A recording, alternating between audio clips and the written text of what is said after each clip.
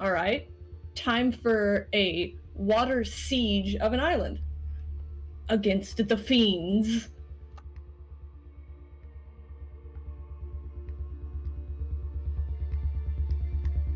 Fiends. Fucking the Friday D&D game has been fiends and fiends and fiends and fiends, and Amira's so fucking tired of it. Like, she gets it.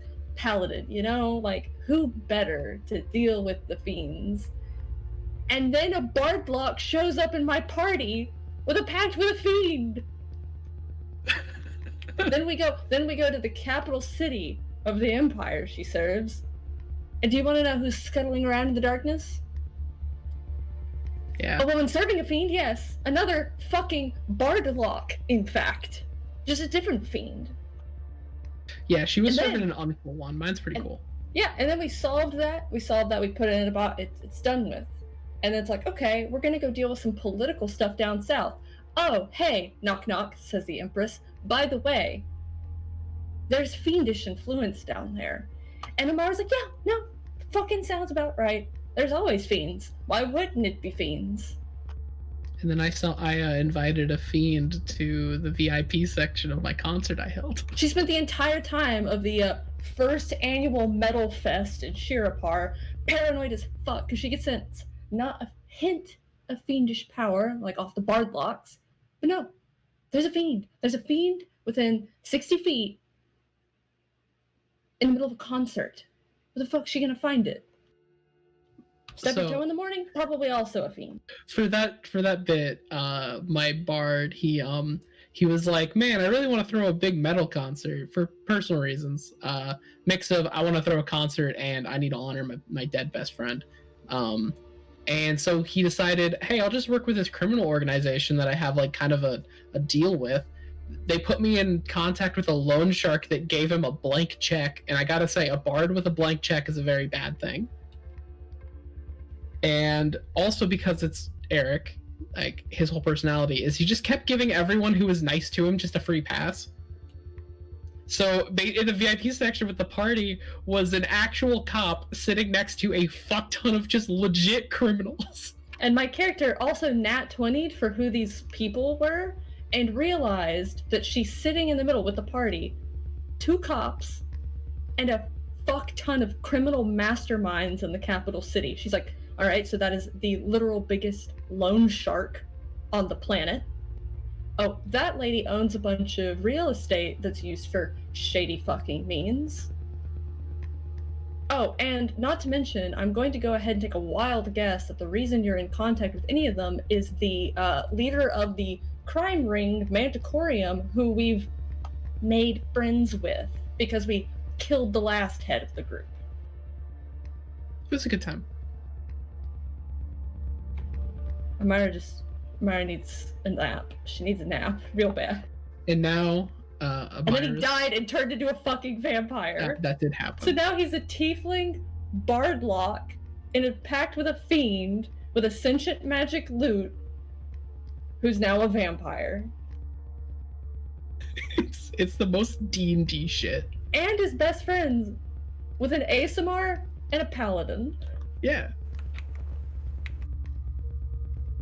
You try me. You try. All of your characters are just designed to hurt me, Alex.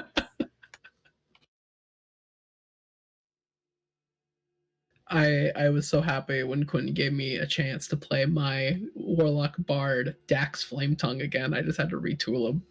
It was so fun. God, I loved playing Dax, but then like retooling him to be a bit more serious. So much fun.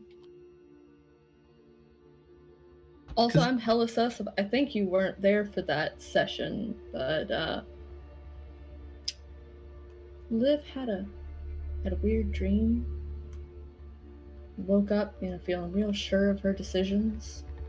And I'm just saying, with all the trauma in this party, whatever's going on with you and your nasty little patron going around, we have a problem. Your fiend better stay out of the party. Fucking forgetting shit.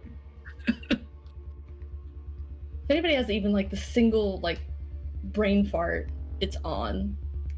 It will be assumed Eric and his buddy have fucked something.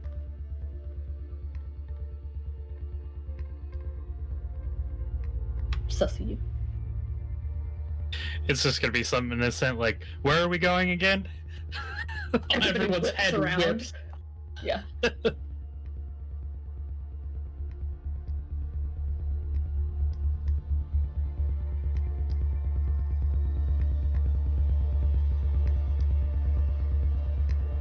All right, you got your. Excuse me. You got your dice. Yep.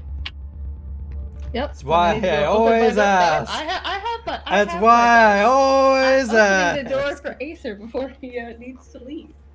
That's why I always ask. Aether, who's passed the fuck out on the bed.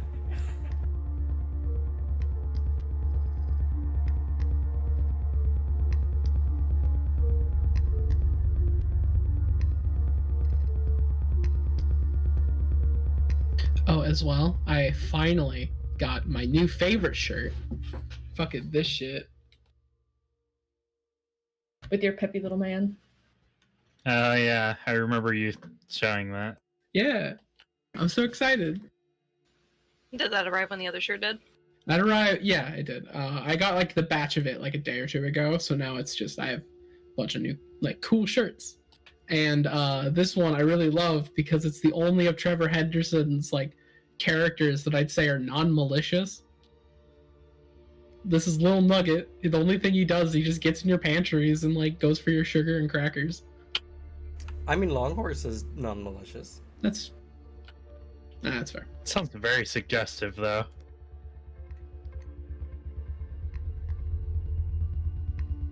You better not be talking shit about Longhorse.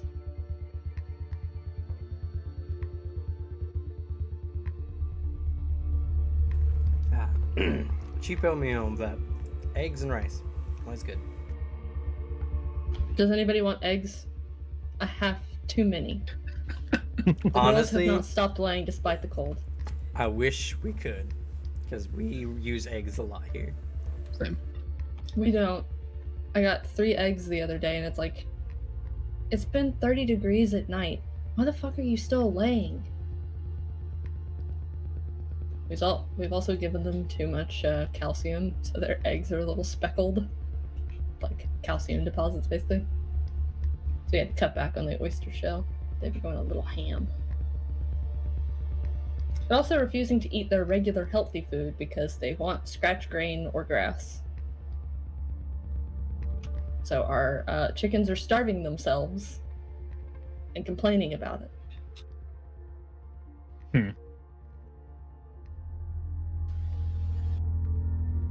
Bunch of spoiled brats. So, you guys are getting on to a necromancer's boat. Ah, yes. And After we just- knocked a zombie into the ocean. And you knocked a zombie into the ocean. That can't possibly come back to bite you guys in the butt. Of course not. Not It won't so much. bite Maybe the anybody in neck. ass. That'd be a really weird penalty, yeah. If I learned anything from years of playing tabletop, none of our actions ever come back to haunt us. Never. There have never been consequences in an Anima game. Never. Never.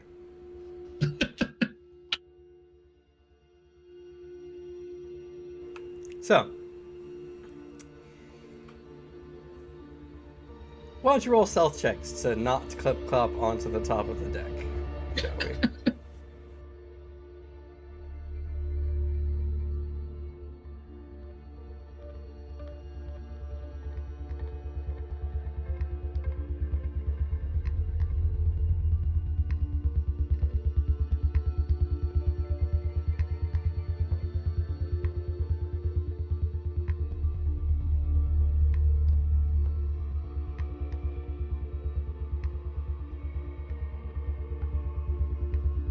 $155.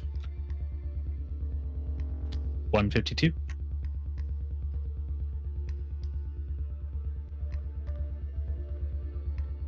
Starting off the game with an arguably useless open roll with a 212.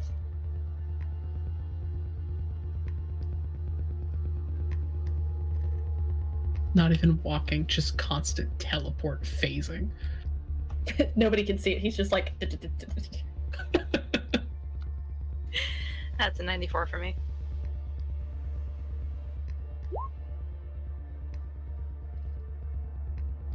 Okay.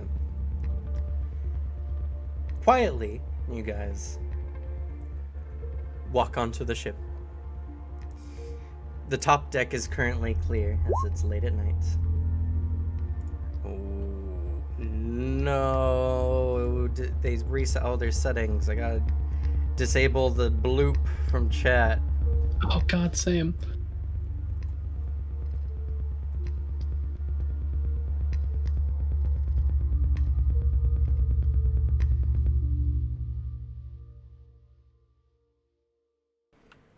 It's like, oh yes, they finally updated, but also, fuck me, they had to reset everything to do so? Come on. Okay, I fixed it. God, where's the turn off all that shit? It's Well, if you click the gear, I know, just wearing the thing. I'm looking for it's it. going to be one of the checked boxes. It'll be Oh, the okay. top one. Well, most likely the top one. Oh, there it is. Thank you. No problem. It's like 25 options. How could you not find it? I'm not a comprehensive reader. I skim. I noticed. It's 25 lines of like maybe 5 words right. each. I get distracted easily. I see the next line. I'm like, oh, what does that mean? Then I lose my place. Alex, listen, us having ADHD is super valid, but come on, man, rate it in. he reads in diagonals. Yeah, honestly, you're not wrong. If there's ever a mystery locked behind a like little note that you can read, that's maybe a paragraph long. Alex will never figure it out. No, just look for the blue words, and if it doesn't have any, well, fuck me. I don't know what to do. I'm not gonna read. I say, while just starting up a massive RPG. That's gonna come back to haunt you. Not in that. I'd like to see you try one of the like. Actually, how the fuck did you get through Pillars of Eternity? I don't think I've ever gotten past like. It's not that I didn't get past like insanely far. I don't know. I just stopped playing after like the first tub area. It was interesting. Like I liked everything about it. It was just I don't know. I just stopped playing 'cause something else came up. I've been meaning to hop back into it because it looks super fun. Did you just skip over the too big of dialogue, or do you actually go through that? No, I actually listened through it. If it's a big RPG, I do listen. That's right. It does like like at least say it aloud. Yeah. And generally, the lore information's interesting enough. If it's like a big multiplayer game that I'm there to just hang out and talk with friends, I'm not gonna read that shit. Or if I'm only playing a game so I can binge like Red Letter Media because that's my holiday tradition. You guys skipping like main questline information when we played Divinity was actually really fucking annoying because I'd never played the game before. So it's like, I have no idea what's going on 90% of the time, courtesy of asshole spam through everything. Alex. I didn't. Well, No, all 3 of you did it. Once it was brought up, then I did do my best to make sure you could read through it. Same. So, anyway. Don't leave us again, or you will be shot. You can't see it, but Suzanne's already got a sniper nest back there. It's hidden in the tree. Suzanne just looks very confused. I love you, dear. So, sneaking onto the deck, you see that it is mostly empty. There is a light coming from the captain's quarter towards the aft of the ship. And you notice that there is a large cargo hold area beneath a set of, it's where they have the wooden screen, more or less, over the top of it. So you can walk on top of it. And there's a set of stairs that heads down, not too far off from the captain's quarters.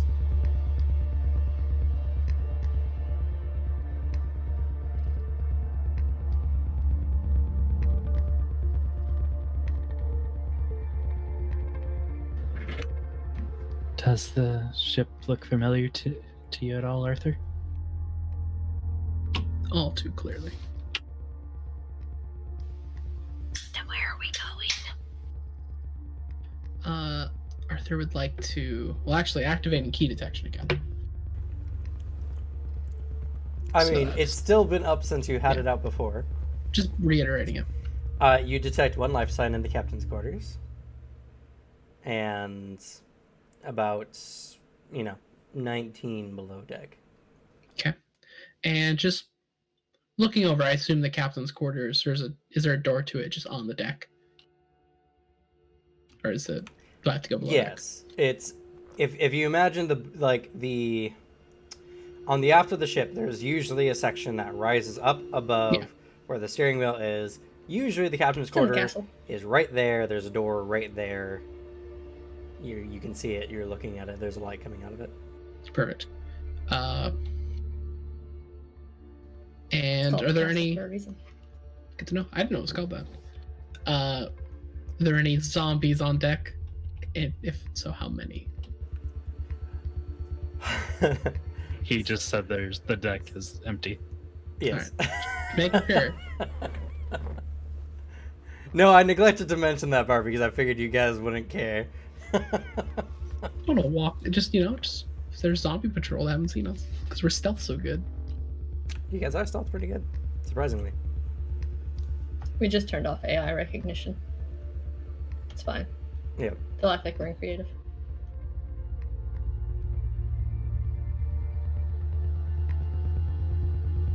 But Arthur will lead them to the captain's quarters. Okay, you walk about 10 feet to the door. Can I tell what the person inside's doing with my erudition?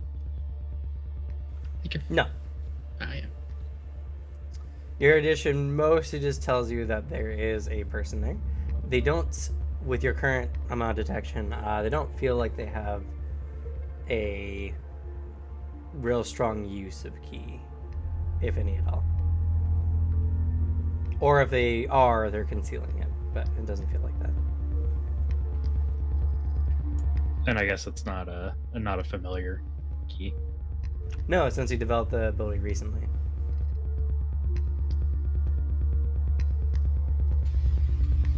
All right, I forgot to put up my magic appraisal when we got over here, so I could actually hide what I am. That's fair.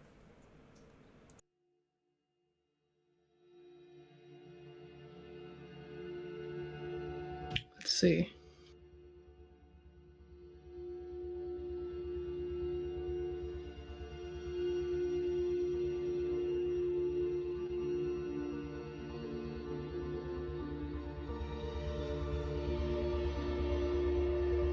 Trying to think through what's the play here, because I know we came on here to fuck with the cargo. We come here to murder this man, even though I very much want to.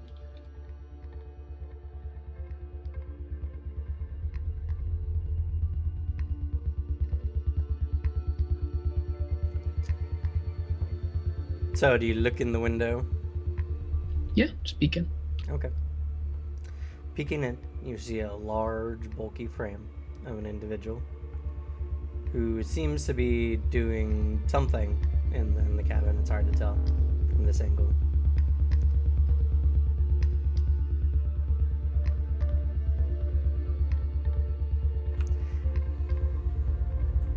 And excuse me.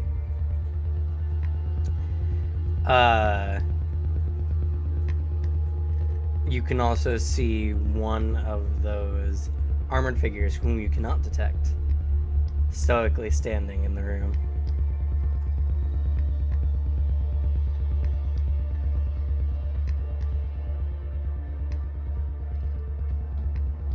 Certainly make it harder. If it did kick the door in, but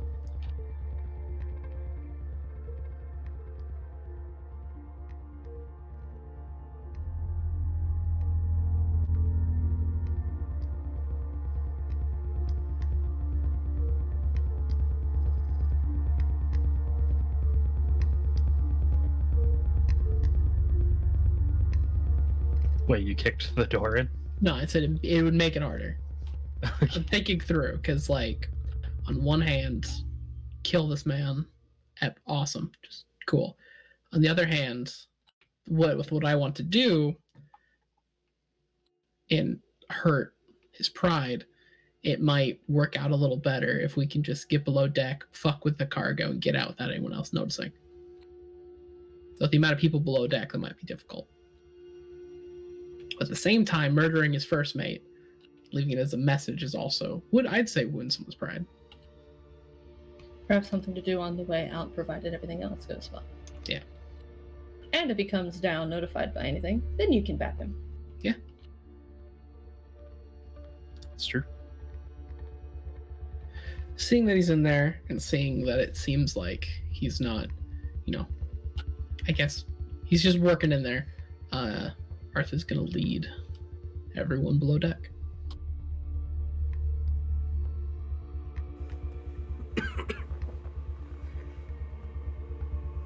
All right. As you guys begin going below deck, you come to the first cargo hold. This is where they have, most of their big cargo that needs to be lifted out using the crane. At the current time, it's somewhat full. Still plenty of gaps and spaces. Below this deck is the crew quarters below, along with the kitchen, and then below even that is the special cargo. The cargo we want.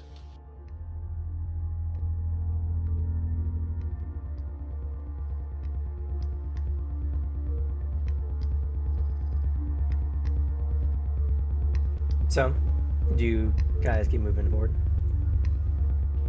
Doc is taking direction from Arthur. Now's the time to give orders and not be immediately skewered for it. Yeah. Ishtar, out of preparedness, would like to quietly cast magic detection to see if there's any magical people down below us. Is there a spell magic detection? Yeah, it was. I picked it up.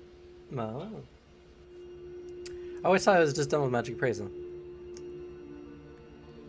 Let's see, is that in the core book? The spell one might have better results due to Do you know what level it is?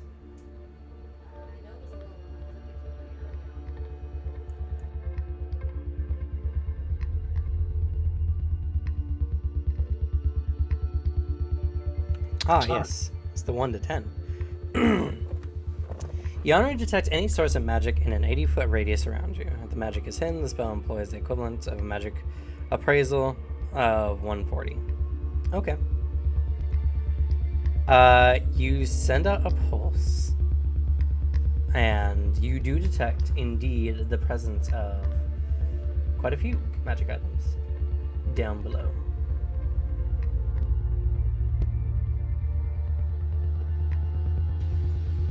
Ishtar quietly points that out. You might want to be careful. I can't tell what it is, but there's quite a lot of magic items down below. Wait. There is? Mm-hmm. That's strange. I scanned the ship before we entered. I didn't find anything. One second. And see, does his own incantation and sets it off, and his eyes kind of widen. Interesting. I want to confirm something first before I make any erroneous claims. What do you mean? Like I said, I want to confirm first. Okay, is there anything we should be on the lookout for then? Well, it's got to be well hidden or well protected. As when I used such a spell from the outside of the ship, I was not able to detect such a thing. Which means that they have gone through painstaking, measures to hide whatever this cargo might be.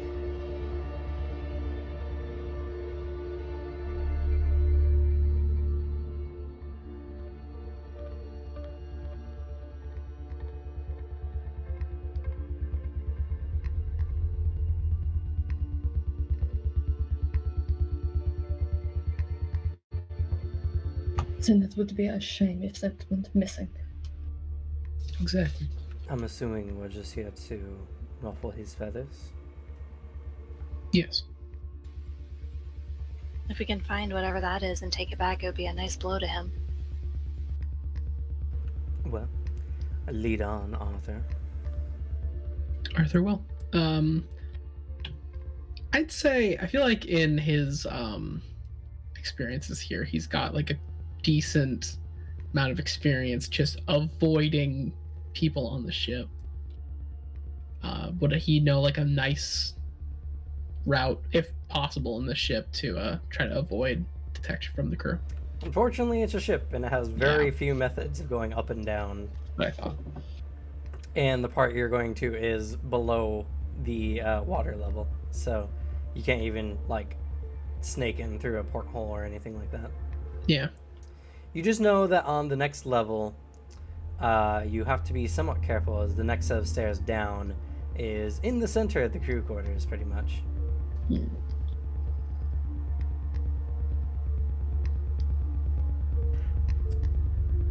Not only that, but once you go down another level, it's going to get very, very dark.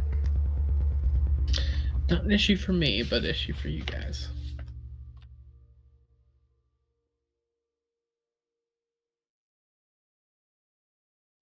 Yeah, creating light's probably not a good idea. Yeah. All right. Not pitch black, but you guys will be at a disadvantage for any sight-based things at a -60.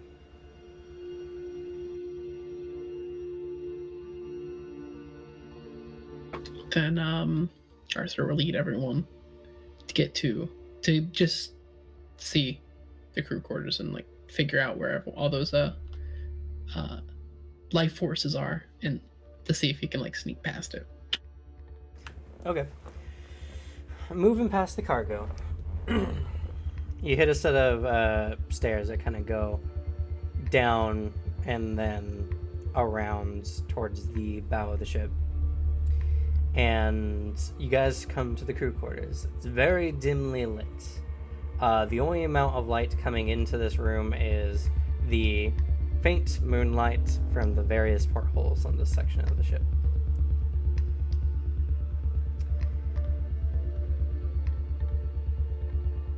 You can hear the ship slowly creak as it totters on the waves a bit. No hurried boot sounds yet, so it doesn't seem like whatever you blew off into the water is making its way to you yet. But It's even smart enough to know where we went. in front of you, you guys see the various cots. Now, on a ship like this, there are these kind of scaffolding-looking structures where a hammock is tied from one end to the next. And these essentially just keep the crew in tight quarters, but also enough room to get up and out, more or less. There's not too much in the way of obstacles between you guys and the next part. You guys just have to be very quiet.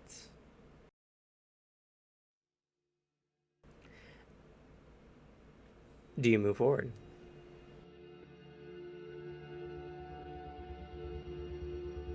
Kind of looking back, and everyone just any of you have anything that can assist with this, sneaking past all these people? I can make us lighter. I can't float anyone across, but I'd have to do it one at a time. I wouldn't recommend that. That sounds like a large amount of Xeon, considering we still might have to deal with a gate guardian, if you will.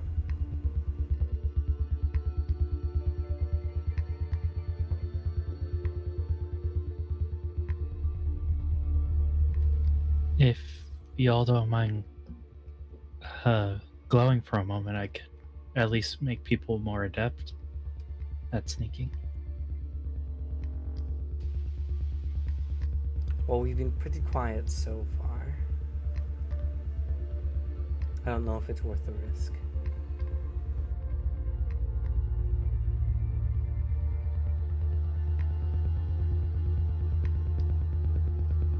Chances is mostly no. Unless you want to slit throats.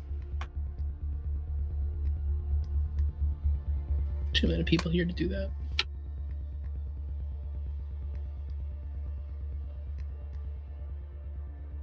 All right, I guess we can try sneaking. We're already doing it. Yeah. Let's just hope the majority are out on shore leave.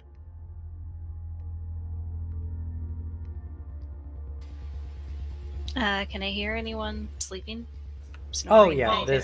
this section is filled with about 19 or so crew members, all sleeping in various states of sleep apnea. But this is not nearly all the crew from the look of the hammocks. No, it is.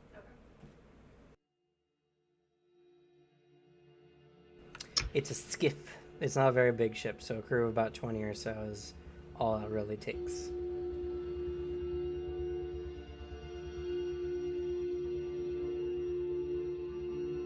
Or I'm sorry, it's a swoop, not a skiff.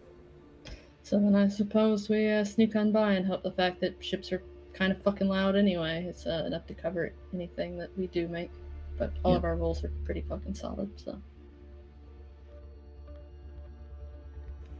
So, do you guys move forward? Yep. Mm-hmm. Okay. As you guys begin moving forward, you're coming up, and towards the center of the ship is where this last set of stairs kind of goes down. Though, suddenly you can hear the sound of footsteps. Not loud, but calm, patrolling footsteps. As from around the back corner towards the kitchen, another one of those soldiers begins moving in your guys' direction. It does not seem to have overly noticed you, given the dim lights, but it will most definitely intercept you if you make straight for the stairs. If you guys want to keep quiet, anyway. I have an idea that I wonder if this would work. Could I use a bounce shot from my gun to ricochet so many times that over time starts losing velocity to like knock something over behind it so it investigates the sound? No. Damn. It's not what the ability does, unfortunately. It's not, sadly, but I'm sure there's less crazy ways of creating a distraction momentarily, though. Surely you have something in your pocket.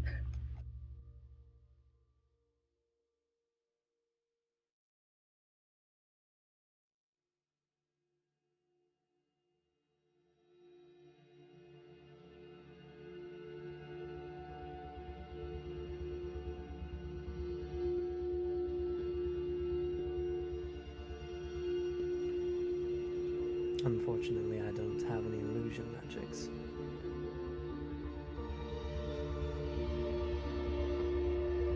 actually,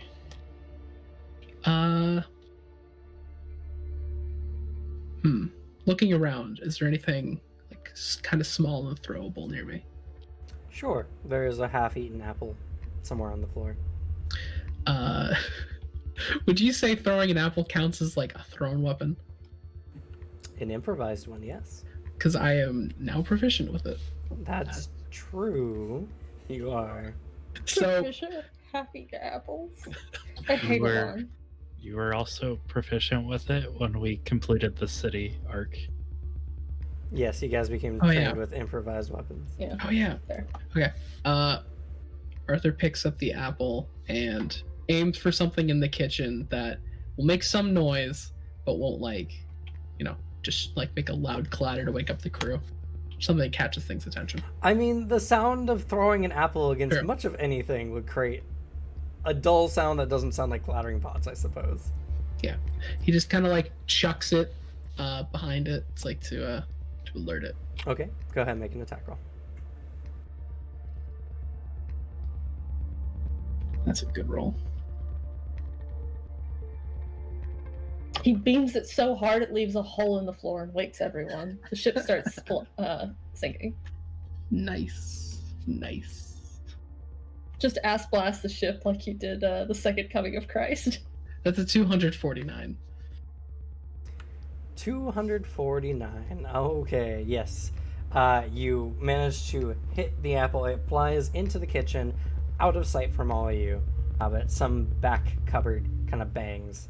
The figure quickly turns and then begins making its way in that direction on alert. Let's go. So as you guys quickly go, take the stairs down.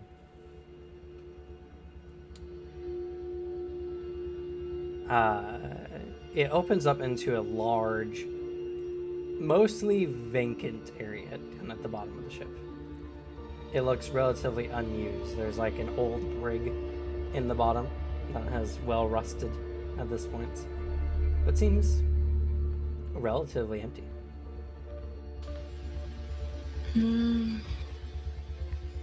Perhaps even if you don't have illusion magic, somebody else might.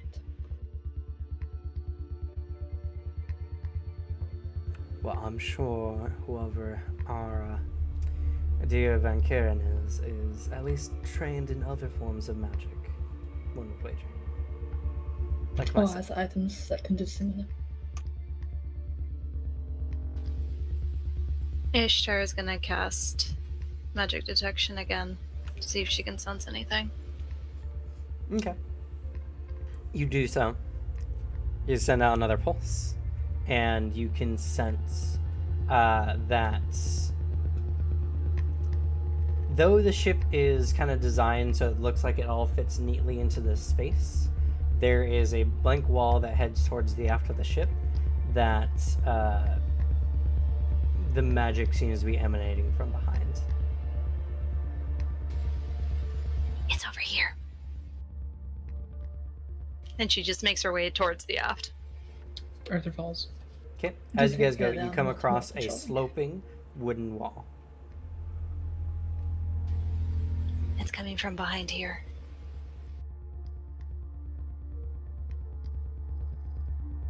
Also, it's pitch black down here. I have night vision. But Good for you. Yeah, I'm good for me, basically. That's what I mean. Just, yeah. Would you like to inspect the wall? See if you can find anything odd about it? Sure. Make a search roll.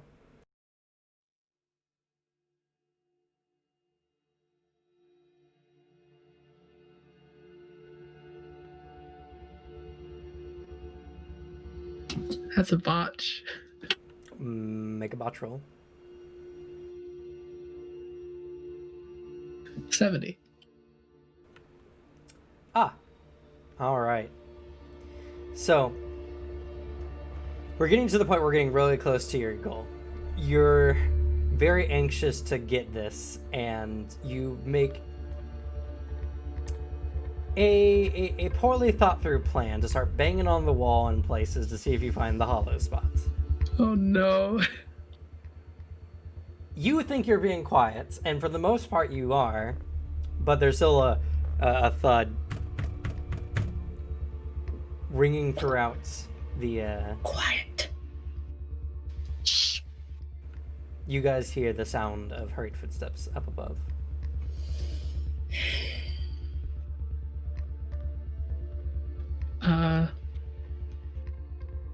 Anywhere. Oh, look, there's no way to hide. Imagine that.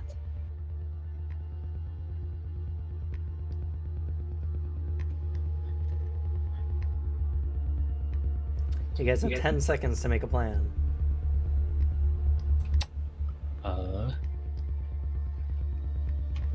Serena is gonna start concentrating on something as a backup plan, just in case somebody doesn't bring something up.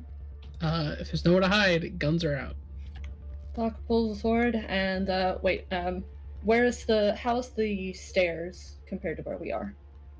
The stairs kind of came down. There is a brig in front of it. You guys have gone around the stairs and are kind of towards the other side now. Okay, then Doc moves to the back of the stairs with the saber out, kind of using the dark, and if somebody comes around and sees them, he'll strike. Ishtar prepares to cast. Where to go? Where to go? Too many spells. Summons guns and accumulate. I know, I picked it up. There it is. She's going to prepare to cast Slippery Area at the base of the stairs. Don't make the loudest noise ever. Hey, she's The not armored making patrol noise. zombie just boom. All right. I guess in order of how things would happen, unless anyone wants to do anything else before it reaches the bottom of the stairs. No, mine activates when it reaches the bottom. So you cast Slippery Area. What does it do? It enchants a static 15-foot radius area, rendering it as slippery as wet ice. Crossing this field without slipping requires an acrobatics or athleticism check of difficulty if walking, or of absurd if running. All right, they're running. Let's see if they are trained in either of those. Ooh, they are not. So they can't make the checks. You see this armored individual come to the bottom of the steps, and in a very loud clattering of armor and such, whoop, slides into the corner. And that's when Serena uses Psychokinetic Trap on it. Okay. Go ahead and make your potential and your projection. It is dark, so you do need to make a -60, or you have a -60 to your projection. That's fair.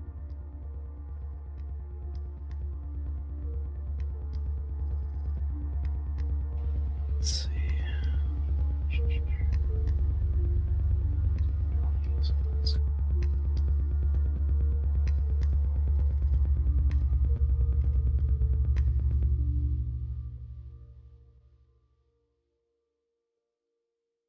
Question is this an actual person that we're gonna have to murder before they say anything, or is it more likely the guarding undead, which is now gonna wake everybody and they're gonna be like, man, his stupid fucking zombie like woke all of us up at like 2 a.m. Can you believe that shit? Also, I'm terrified of it, so never mind. At a -60, that's a 220. Jesus. Damn, dude. I rolled a 97 and then an 84. Nice. Okay. I mean, you just had to make an 80 because these things are damage resistant, so they don't dodge. Oh yeah, my But- first roll was a 97 and an 80, so Oh, hey, this wouldn't account like armor or anything. I'm aware. You have Okay. to at least hit it in the dark. So the difficulty was 80. Oh, fair.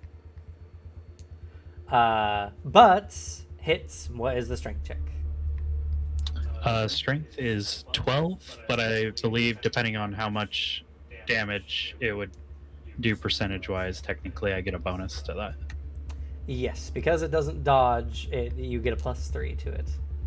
So total 15. Damn.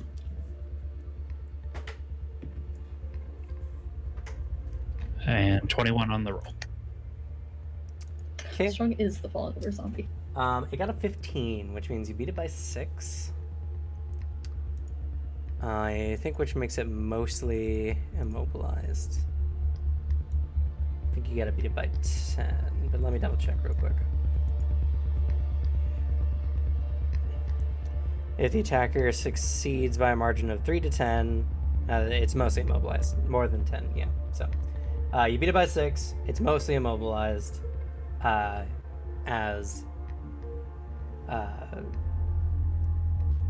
happens, aesthetically. So the colorful tendrils that you guys have seen before curl across the ground and wrap around its body, trying to hold on to it fiercely. Okay. We're going to roll initiative.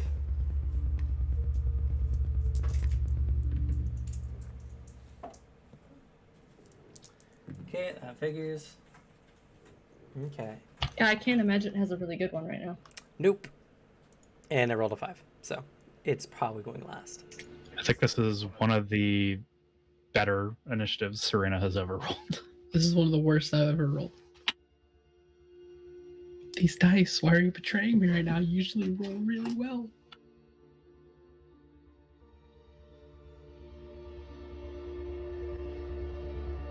Okay, we start off with Ishtar.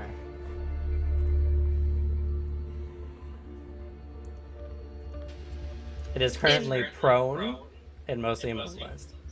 In the split second that that has all occurred, is there noises coming from upstairs?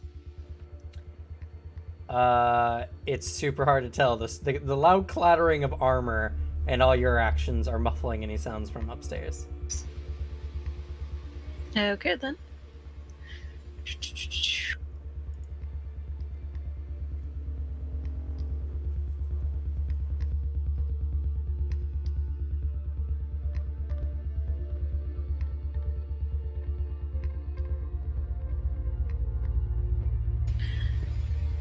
Are the stairs just standard wood, or is this like a higher quality wood? I would say that's a difficult question. Is it +5 wood? No. It is wood made to, support weights and people on a ship. So I think the better question is, does it look like it's been well taken care of, or is it kind of slapped together like the rest of the outside of the ship looks? it looks a bit creaky.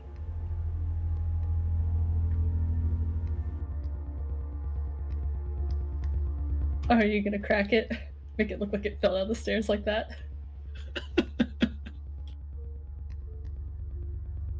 Yeah, the colorful tendrils might give it away. We'll just whoop those away before anybody comes looking. Maybe they'll just zombie and leave. Yeah, she's gonna target one of the boards and cast Fragility on one of them. So as long as it doesn't have a presence of more than 30. Does it just break? This spell alters the solidity of an object, reducing its sturdiness and making it easy to break. Anything affected automatically loses its damage barrier. If the spell is cast on arms or armor, their fortitude is reduced.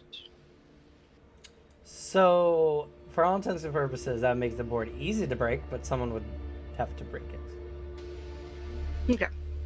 You So could break it, I guess. theoretically, destruction bolt it or destruction spear it and break it. And There's also Dismantle. you could also dismantle it, yes.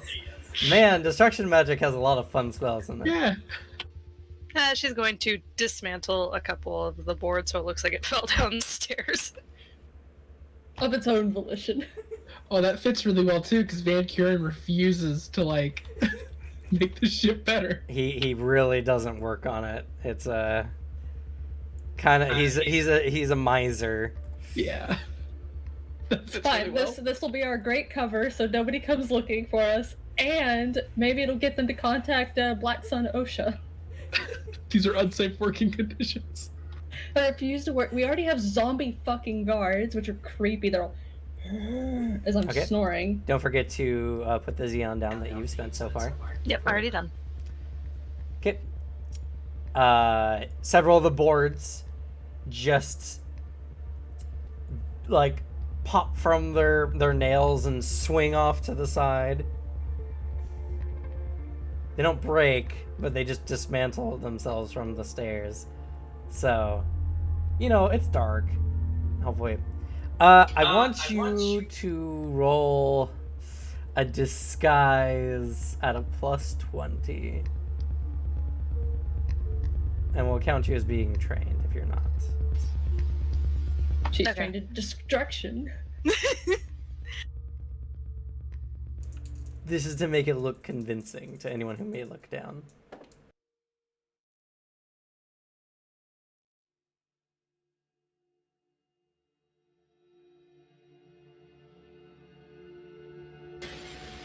That is an 89. Nice. Okay. It looks very plausible considering you guys can barely see it, but sure. Also, make for me a magic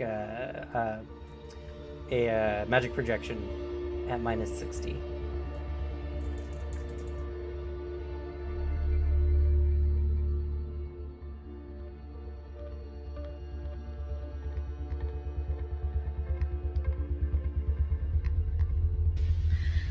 Well, that cancels out that roll. So that is a 110. Okay, that's perfectly fine. 80 was the DC. So, yeah, some boards have now, like, they have popped and, like, swung out in a way that it looks like the floorboards have slipped underneath someone's foot. And, yeah. So, it looks plausible. Let's see if anyone else can maintain this facade in the rest of the combat turn, shall we? Next is Richard, who's going to hold his action. He's unsure what's going to happen right now, and if he can, he might want to save his Xeon. So he's going to wait. He's still accumulating, but he's going to wait to see if he needs to intervene or not. Next is going to be Jacques. Where he is, if somebody came down the stairs to like look at that, would they see him? Oh, they would definitely see him at the bottom of the stairs. They are straight stairs. Then, because he was on the other side. Or do you mean when they turn and look back? No. The undead went to the bottom of the steps and went straight. You guys are around the stairs. So where the zombie is, he's straight from the stairs, because when he hit the bottom, he slipped banana peel style and went into the wall. So yeah, that's why I was asking if Jacques would be immediately invisible. Oh, whether Jacques is, I'm sorry, yeah, I thought you were referring to your undead compatriot. No, all the rest of you guys are relatively obscured from vision. All right, then he will remain hidden and actually, I suppose. Oh no, because the fragility thing wouldn't be visible. Like I wouldn't know that she'd done that, so I couldn't crack the board to make it look more to add to the little illusion. You would, because you just saw some boards out of the way, or you heard them anyway. I would say you'd have to make a 60 on the notice, or a 60 on notice with a -60. 65 with a -60. Yeah, so you have a +5. Sure. Because unfortunately, it's really fucking dark down here. No, it's fine. Yeah, you heard something, and you heard Ishtar murmuring in Eldritch tones, or however they do it. I don't know, Draconic, I suppose. Well, he doesn't hear or see the zombie explode into a billion pieces or anything, so he's going to keep quiet, stay hidden, and keep the sword out. Just in case it's needed. But he kind of keeps it underneath his coat, just so it doesn't catch any light if people come down. Okay. Serena. All right. So we're not trying to destroy it, it seems like. Well, if it woke crew doing that and people come to see it, they're definitely going to know something's up if it's covered in sword stabs and bullet shots and scorch marks and shit. Probably fair. Maintaining the entrapment.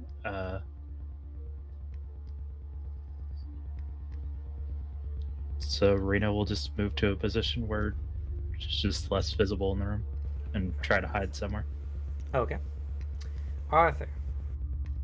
Arthur, he drew his guns, accumulated. Using that accumulation, he accumulates again, gets the silencers on his guns, and then he is going to try to find somewhere to hide, as the only shit he can do is murder. Sadly, there's nothing to hide behind, so we're all just crams in a dark corner. This is darker than the regular darkness, right? Okay. Serena, what does the strength on that skill go down to after? It does drop to 10. I don't know if it maintains the +3 though. It does not. No. Okay, so it's 10. It's going to try to break free. Okay. It's a 19. That is also a 19. Damn, that Anima means is it's strong. defenders win now. So Does it have any penalties for being mostly immobilized? That's not for breaking out now. Otherwise, it would be a stacking effect. You would essentially immobilize someone, and then they couldn't get out of it because they were immobilized. You know what I mean? So no. All it does is negate from checks. It does not negate from skill checks. Regardless, 19 wins out because Anima is a defense priority system. So yeah. it does not break free, but it is standing. And then tries moving in a direction and slips again because this thing is still on the slippery area. And it's a dumb undead. So it doesn't really know better. It just gets up and then moves and like okay. As the initiative No one ticks laugh over, or Doc stabs you. as the initiative ticks over, you can hear some people upstairs moving around like, what was that? I don't know. And you hear some commotion upstairs, but nothing comes of it yet. I guess that should be important to ask. Is there any way out of this room that isn't up the stairs? Nope. Awesome. Or below water level, so there's no like portholes.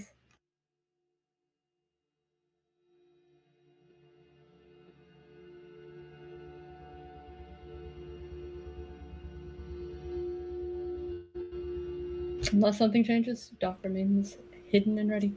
You guys got to do something. This thing will either keep trying until it eventually breaks free and tries to murder you all, you guys kill it, or you guys find a way to hide.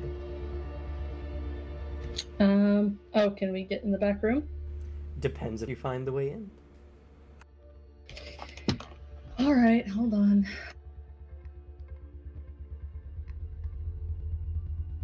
So Ishtar, it's your initiative. Seeing as everyone's starting to get up above deck, she's going to drop the slippery surface, as it seems to be causing way more commotion than she would like. Okay.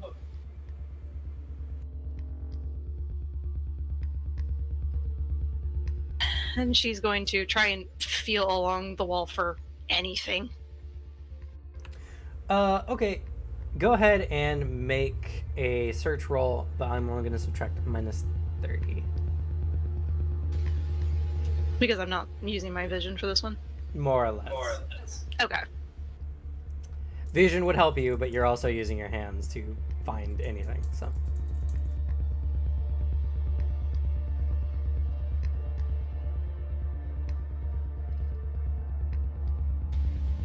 And you said that was a search roll, correct? Correct. -30. And that is going to be a 71. You don't find anything. You just find smooth boat wall.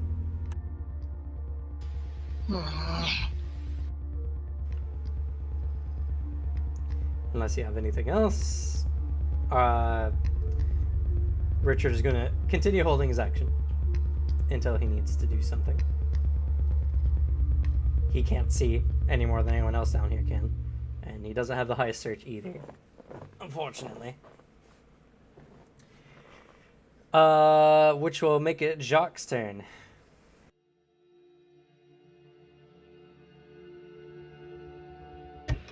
Alrighty.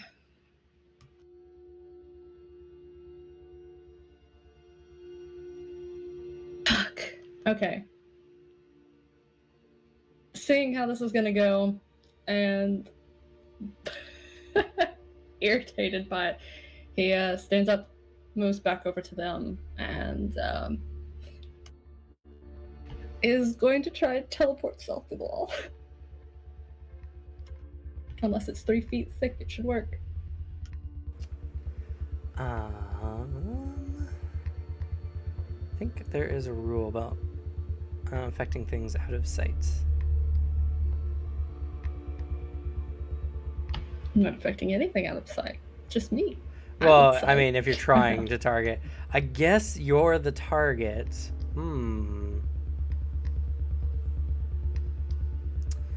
Let me see if the actual teleportation stuff has any mentions of it.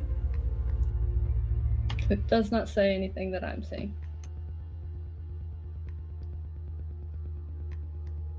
Just can't appear in solid matter.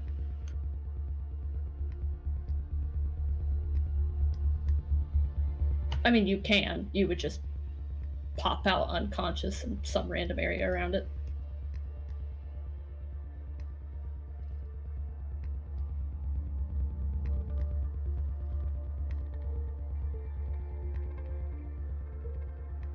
And what's the spell teleport, or the ability to teleport self? Yeah.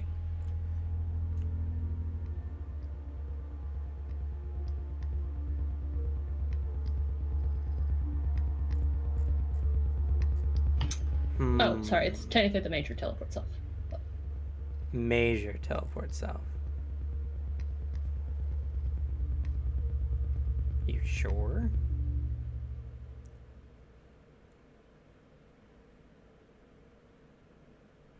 Okay, no, it is just the regular. I was about to say, it's way harder, and that's if you want to go a mile.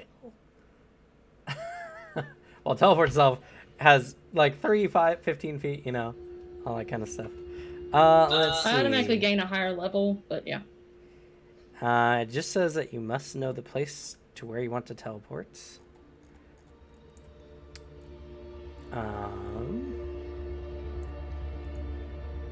That is the ambiguous rule there.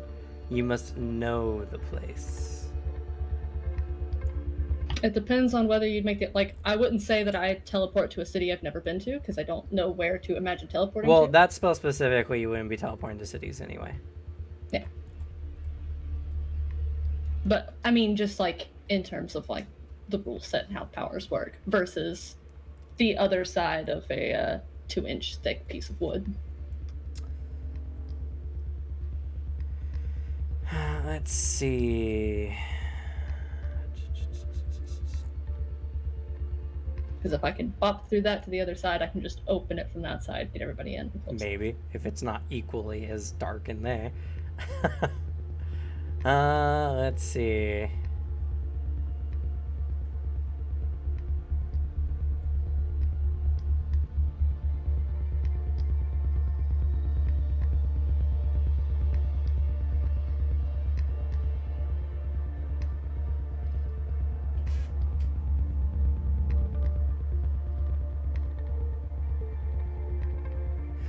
You know what? Yes, they do have a rule for this. It is based on the psychic projection table. Let me see how difficult of a check that will be, because it will state specifically.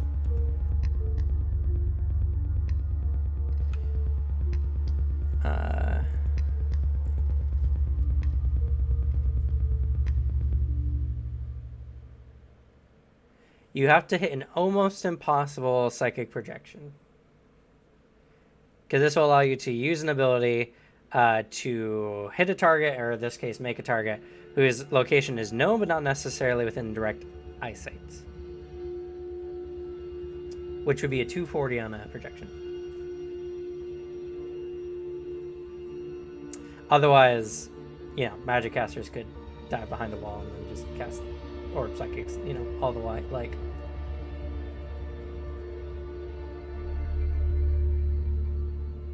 And as far as it's saying known, you've never been in there. You don't know what's on the other side of this wall.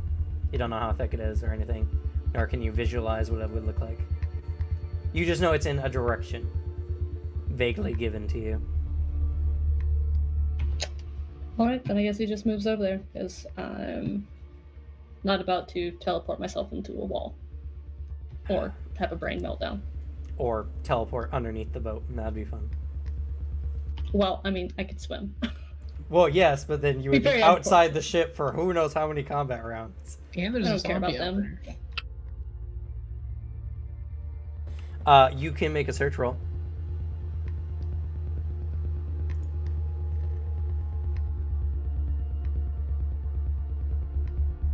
At a minus 30 if you're using your hands.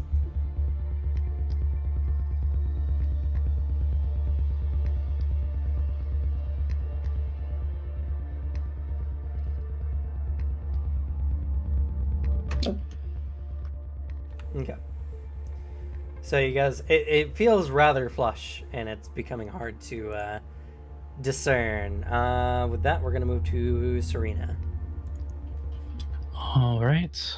Everybody's having a hard time finding this thing. So, against my better judgment, I'm going to try to create light. Okay. I'll Turns on probably the phone be, flashlight for a second. even if I get a higher value, I'll probably be doing a reserved version of Yeah, you can always go down on ability if you so choose.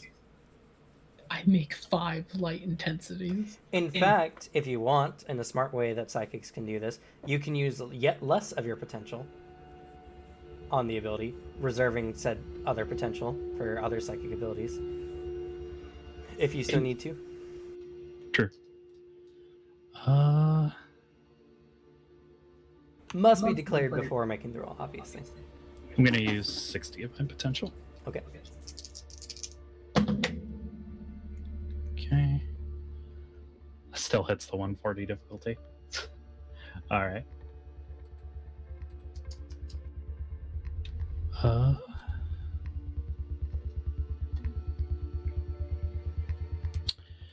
Which allows me to create light at will within my power's radius, which is within a 30-foot radius.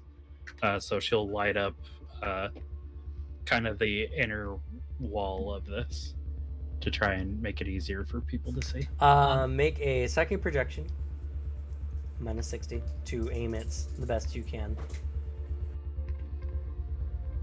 Let's see, with the minus 60, so I'm only going to get 13 of that roll. That is going to be 178. Okay, you're fine. You throw it pretty much at the very top corner of where the next floor and the wall kind of meets. It's this big sloped wall, and the light's kind of shining down. You guys get a good look at the wall. It's not a very bright light. Well, what's the radius of the light? It says I can just do it anywhere within a 30-foot radius. It should give you some kind of range. Oh, it says light. Dun, dun, dun, dun, dun. This power gives the psychic the ability to create light at will within the power's radius. That's all it gives me. That is interesting. It's a very vague some power.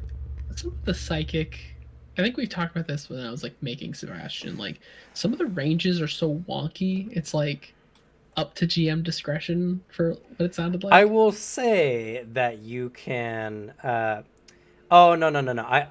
You're misunderstanding what it means by your radius. The light creates a radius as determined by the spell at a distance based on your projection. Oh. So if you wanted to, you could make a 15-foot radius light from that corner down.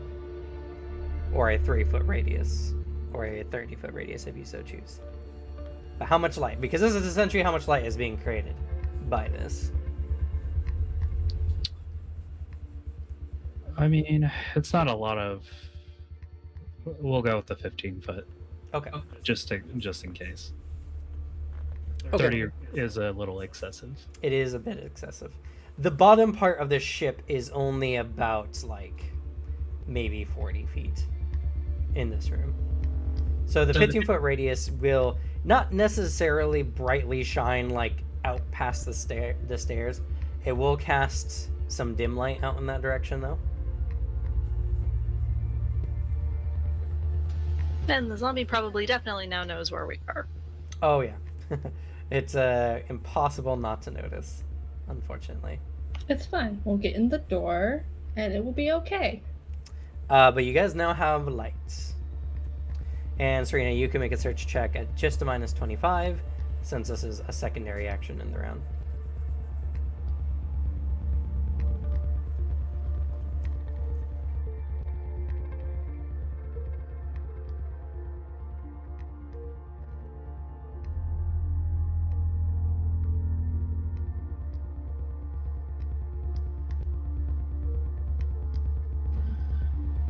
22. Nope. You guys are just looking at it. It's just this flush wall that just seems as it seems as almost if the bottom of the ship, just slopes up in this direction. Right, we're at Arthur. He's gonna try to search as well. Okay.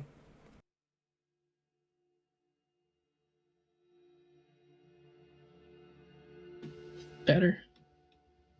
That is 143. Okay, 120 was the check you guys needed to make. Yeah. Looking over the wall, you find that this kind of the two sides of the ship, that kind of make this the bowing, actually have a crease in the middle. And reaching up high, you press on something and then you feel like a click, and the bottom of the ship seems to open out wide in a set of doors, and you come across another room that kind of extends for just about another, not too far, 30 feet or so,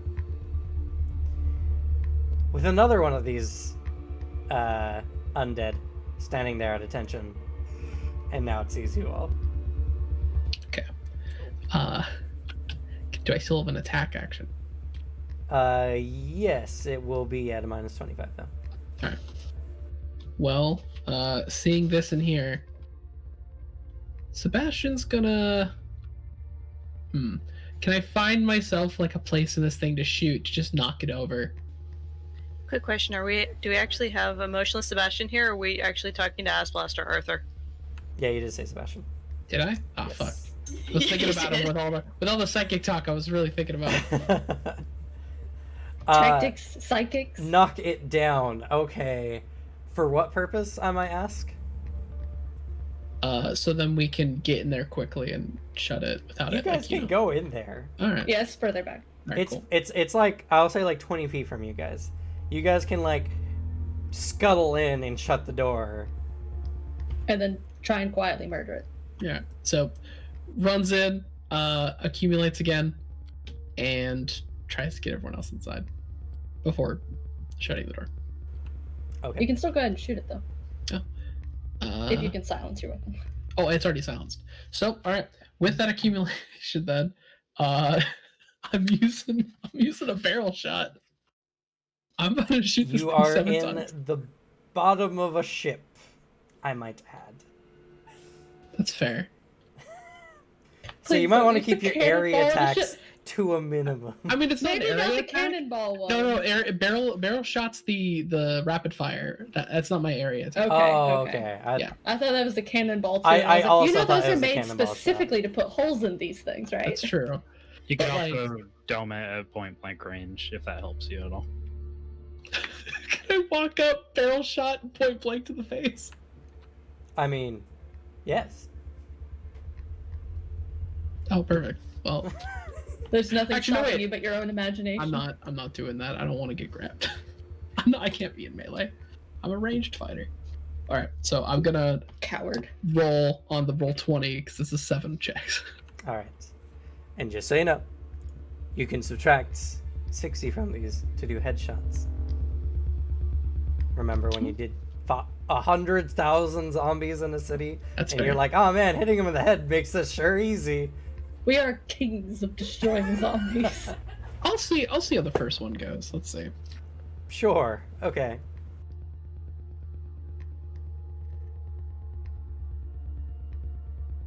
I'd argue if it's a rapid fire shot, they're probably all going to be headshots if one's a headshot, whether they miss or not. All right, so first of the barrel shots.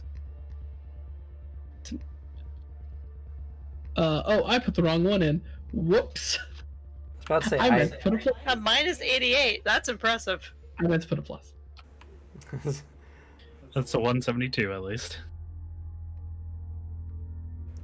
So 172, you hit it, as is a damage-resistant creature. Yep, my base damage is 120. Minus 5 levels of armor, minus And your 2. So 3 layers of armor. That's going to be 150% of your damage. All right. It's been so long since Arthur just laid something out. Come on, no pressure. 180. 180 is 150% of your damage. Yes. Jesus. Yeah, it's a 120 base damage. Okay, you shoot it. It reacts to the shot, but doesn't seem to go down. Oh god, that's an open roll. It is indeed. Just rolling that extra 100. Fuck. Well, good job. Yeah. Good old ass 234 minus 3 layers of armor, 200% of your damage. So 240. Yep, 240. What the fuck is wrong with you, Garrett? 4 more shots. Just so you know, you're just drilling into this thing, and it's taking damage, but seems relatively fine otherwise. Alright. Destroying the head was a tactic we learned. Yeah, that's what I'm going for. Okay, then say so, and then Oh, I negative thought 60. I thought I did because that's No, you said, let's see how the Let's see first what the shot first one- goes. That is a low. That is yeah. admittedly I have a low 190. attack That's for why him. I'm sorry. I thought I made it clear. I'm sorry. You did not That's make on an affirmative claim. That's on me. Sorry. Okay, so these are all headshots? Yes, there. Okay. That's different. Yeah. That's very different. So let's see. The first one was 180. Yes. That is going to be a critical. Yes, that is definitely going to be a critical. Though that is going to be still subtracted by, let's see, or divided by. So roll a critical level of 96 plus. 180. 180 versus its physical resistance. Let's see here. Physical resistance. Not 100, so it's not dead. The second one, which was 240, which also is a critical, minus, let's see, or divided by 5. So that's going to be 108 plus 124. 124. It's fine. It's like 110 something. You're hitting it in the head a bunch of times. It's hurting it for sure, but it's very resilient. You made your next That's attack. my second. This is the third one. Yes. Oh wait, no. Let's see here. Oh, that was the open roll. I see. Yeah. 149. Wait, no, that wasn't the open Those are roll. the critical rolls. I have made. Oh, those are the critical rolls. I see. Yes, I have made 2 attacks. Okay. So third attack. All right. 149. Okay, so it's going to be 140 minus 2. 120% of your damage. 144. That's critical.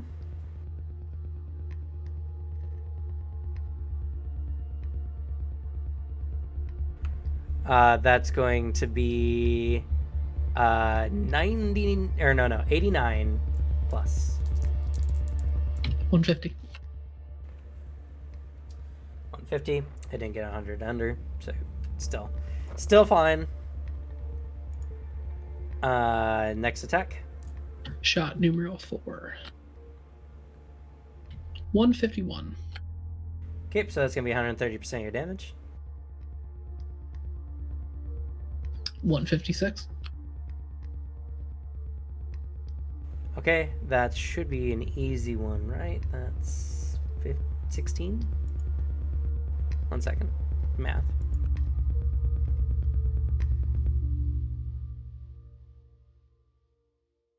Oh, I'm sorry. I don't know math. 31 plus 60. 91 to the physical, or to the critical level. 110. That's probably not. Got a 7. Nope, not 100. Ah, damn. Okay, next shot. 5th shot. You're still doing a lot of damage to this thing, though. Well, that's an open roll. Damn. Ooh, that's a big open roll. It's And I max rolled. I see open roll. Do you not have Inhuman? 280. I do not. Arthur is not. Weird. Something whispers in your ear. How about you shoot better right this instant? Then that won't be a 280 because the negative for the headshot applies afterwards. 240. Oh, yeah.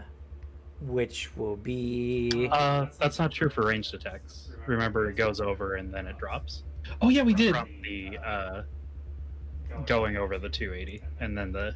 No. I'm pretty sure it drops because 280 is the max you can make, and penalties apply after positives. Yeah, but for ranged attacks, it's a little different. Ranged attacks, they go over the limit, they take the penalty, and then they reduce to your maximum if you're still above it. I think Let's I do double remember that. check. I wish we had a sponsor for the stream so I could pull like a Sam Regal and shout out the sponsor whenever we had to do like a rule lookup. The penalties for special purpose attacks are applied before calculating that limit. Thus, it may well happen that the character's final attack would be 280 while his shot was aimed at his head. If the character can extend his key. Wait.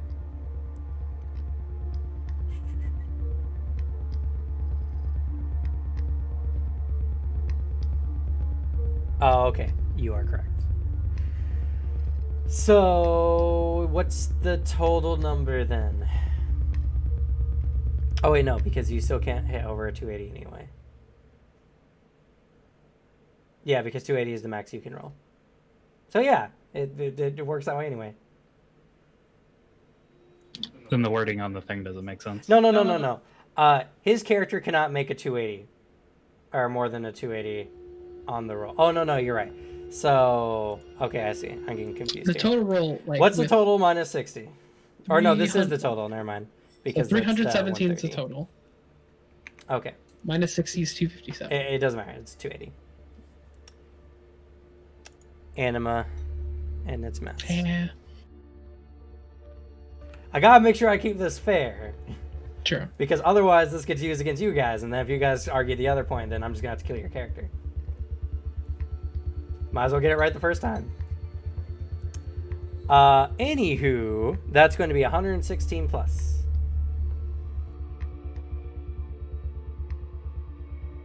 Wait, how much damage do I do? Oh, I'm sorry. How much damage do you do? You tell me. Oh, I don't know. It's Two, it'd oh, be I'm sorry. 2.8. It's 260% of your damage. Cool. 312. 312.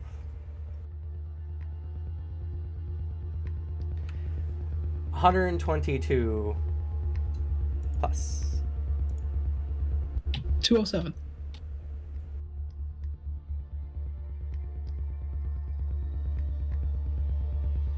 $207. If he doesn't make 100, he might actually die. Nope.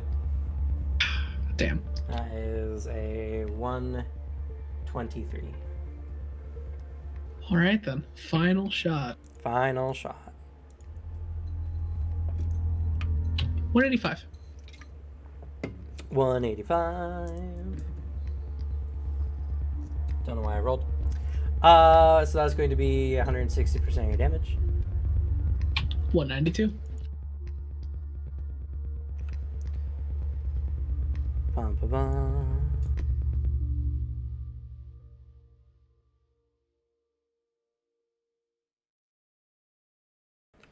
That's gonna be a 98 plus. 137. He doesn't die. Damn. But so let's calculate the total damage you just did here.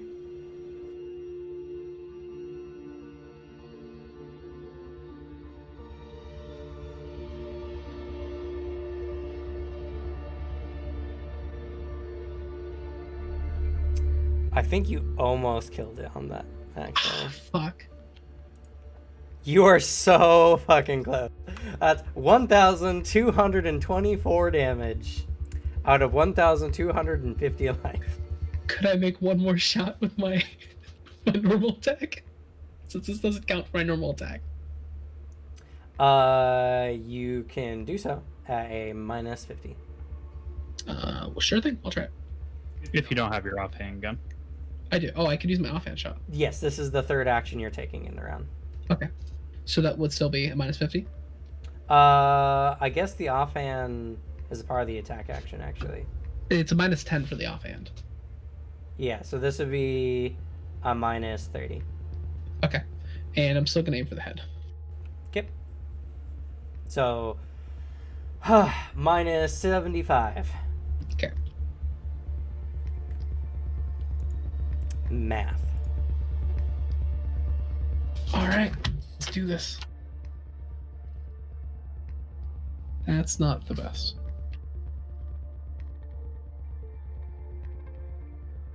$142. Okay.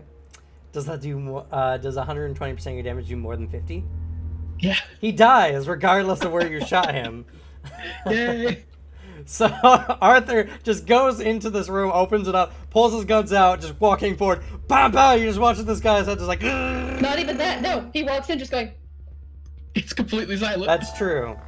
So you would make a horrible action hero, but yeah. So you just go in, silent shots. I mean, technically, the sound from the shot, or like the gun itself, does not make a noise. The what happens to where the bullet hits, I think, is a difference, though. But sure, It's a bunch of fun meaty squelches. Weird key shit. Anyway, you're just watching this guy's head, just like bam, bam, bam, bam, bam. You know, metal sounds pinging off, gushy sounds, until eventually, when he's done and drops his guns, this guy's head's just gone, and the corpse falls to the ground. All right, cool. The other corpse is gonna try to get away, get up now. Against your strength 10. 17. Again, bitch. 21. Hit the brakes. God, these guys are crazy strong. Yeah. They are really strong. They're just garbage at everything else. Well, no, they're really good at a lot of things. Unfortunately, they're just not very deft. So it breaks free from the bonds, gets up, doesn't slip because the slippery is now not missing, and it moves towards you guys. Last in the initiative to approach the wall, I believe, was Serena. So it's going to attack you. That's illegal. Can't attack Serena. That was not a very good roll on its behalf, though. That is going to be 169. Okay, gonna have to screen of light this. Say I use 60 of my potential. Correct. What's your max potential? Depends on what I'm doing. Oh yeah. Mental patterns. In this particular instance, I have 50 left. Not bad. That's a good roll. That will take me to at least the base, I believe.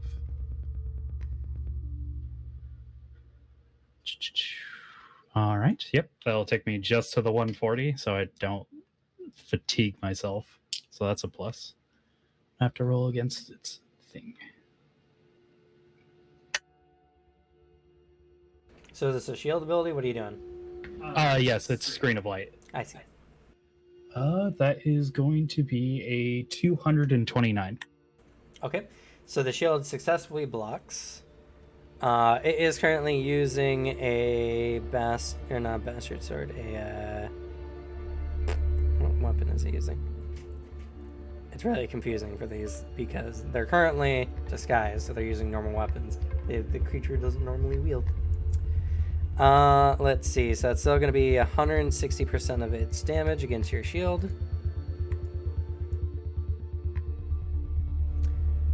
I can just ballpark estimate what the damage would be. So that's going to be 128 damage to your shield.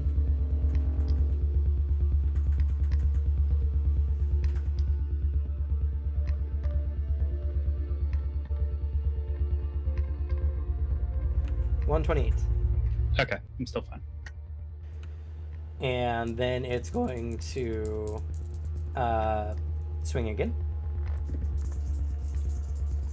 It's going to be a much better roll from it. So gotta subtract 25.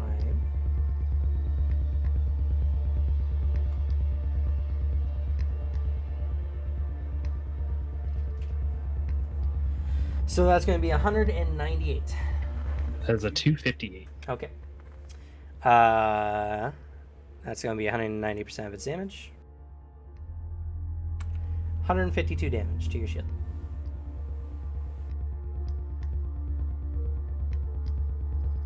As you bring up your light screen, it takes its pretty nice sized thick sword and slams into it, hitting it once and then hitting it twice. Small light sparks coming off of it as the shield takes damage. Alright, still good. Okay, that is its turn. Ishtar. Seeing that there is an opening in the wall, she's going to go in. Okay, you're now inside. And she's going to wait for everyone else. But she is prepared to cast Destruction Sphere if the zombie makes its way towards her. So do you accumulate enough to use Destruction Sphere? At a base level, yes. At the base level, yes. Okay. Alright. You do that. Richard goes in, and he's going right for the stuff, and he's searching for something.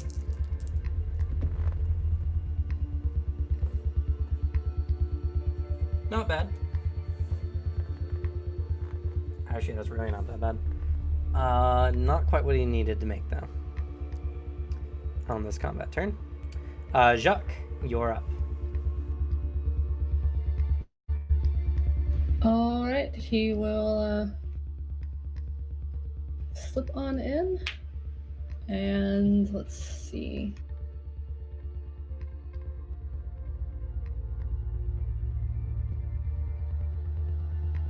Unless I can...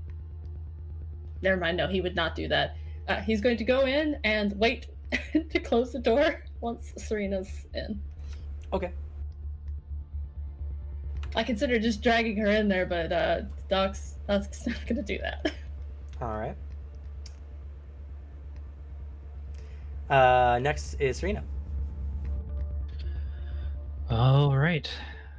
Well, Hold on. we're gonna start this off first. She reaches out a hand to this thing in front of her, and it needs to make a magic resistance check. Okay. They're not half bad at it. That was a really shit roll, though. That's A 63. 63, so it fails it by 37. So it takes 185 damage. Okay. 185, you said? And that gets drained from my pool.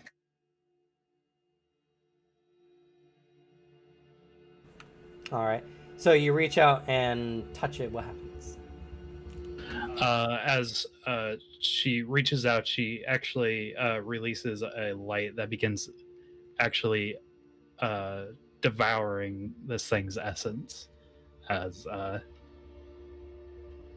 what she uses to heal people has an adverse reaction to undead.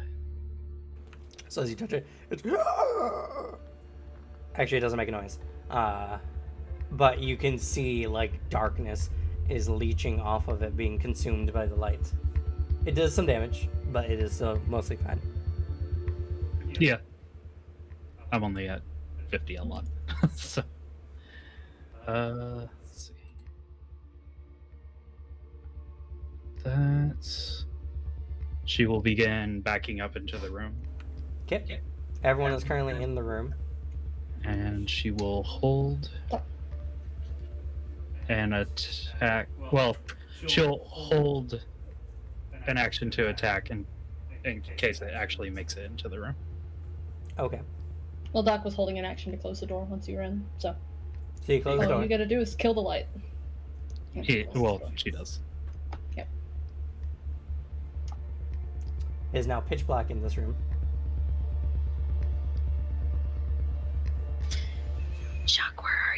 don't want to bump into you. It is Arthur's turn. Jock shuts the door, and it is now pitch black in here. Arthur just kind of, he almost like puts his hand up to signal everyone, but then remembers, oh yeah, they can't see. Just kind of whispers for everyone, just quiet down, to make a noise. Wait for them all to investigate. Okay. Anything else? That's it. Jacques, are you holding the door? Holding as in Like like bracing braced? it? Yes. Mhm. Sure. It tries to open the door, as it knows how to. Oh, fuck. Whoops. So I guess contested strength check.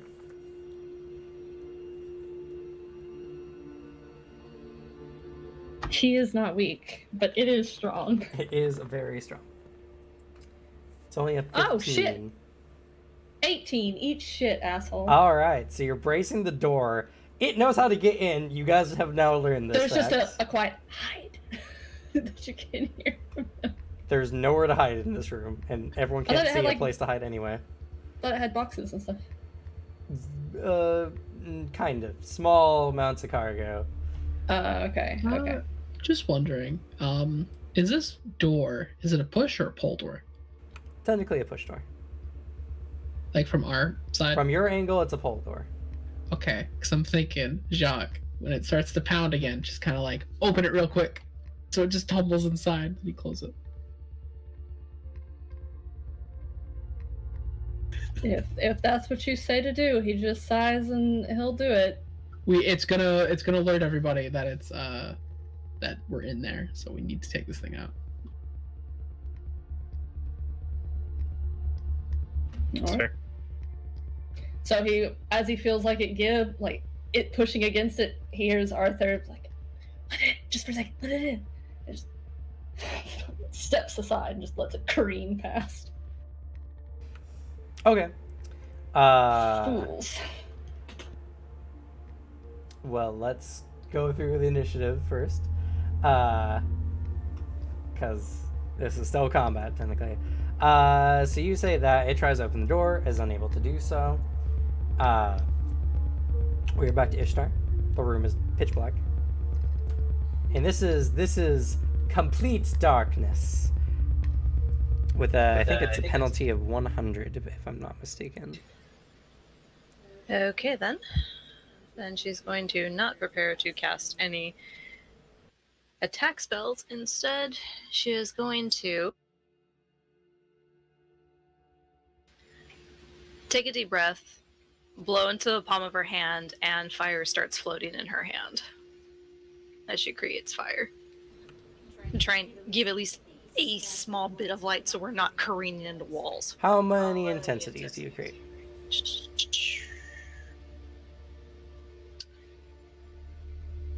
I believe she would only go for one intensity. Okay, so it creates a 5-foot radius of light. Yeah, she'll go for the 5-foot radius. She's trying not to create a lot of light, but enough that we're not 100% blind. Fair. And she is going to step away from the main part of the door. Oh. Never mind. Complete darkness is just negative 60. Oh, well.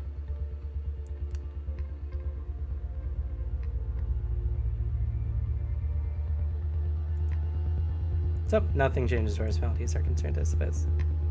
Other than sight, or things that require sight specifically. But, alright. You hear Richard like, I need light. I need to find this thing. She's like, got fire in her hand. Come over here. And she'll make her way over. Okay. It's dimly lit, which is a minus 30 penalty, but he's going to keep looking.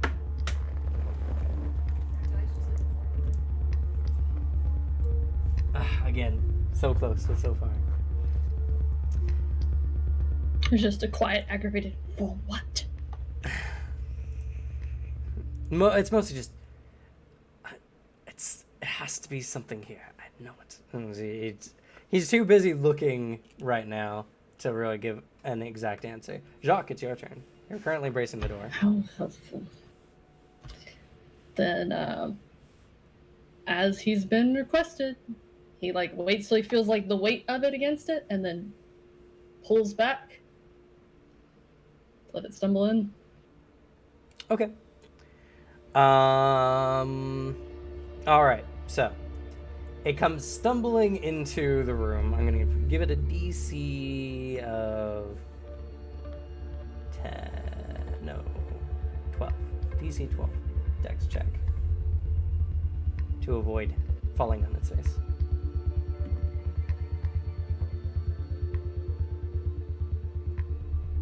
Bum, bum, bum. What's this thing's dex? Please be shit. Surprisingly Is it high. worth if I? Fuck. Is it worth it? If I put a foot out. You can make a tripping attack, sure. Oh, hell yeah. Sure. Okay.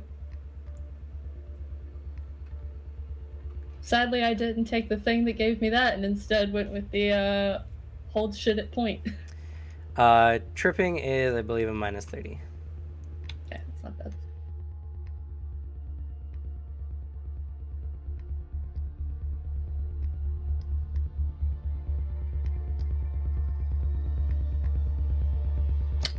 That was a 219.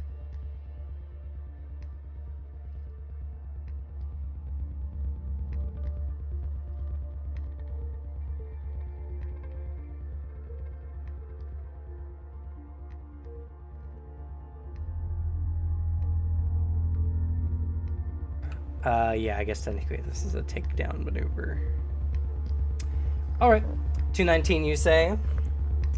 Well, so it comes bursting into the room. It catches, it doesn't fall over, but you take your leg, you stick it out, you clip its foot,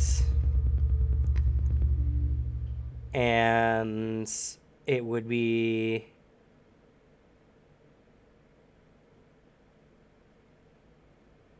Yeah? You beat it. Let's see. Oh, and then it then becomes an opposed check. You choose either your strength or dex, while it chooses either its strength or agility. Alright, dex it is. And then you get a bonus or negative or straight. Let's see. I think. I might be wrong for tripping, though.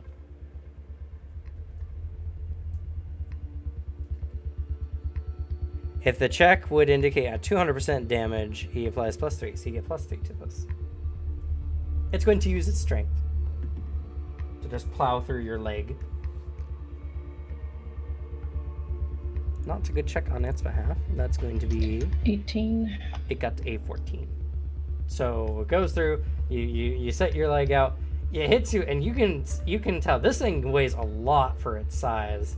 Bangs your shin pretty hard, but the thing goes and falls prone.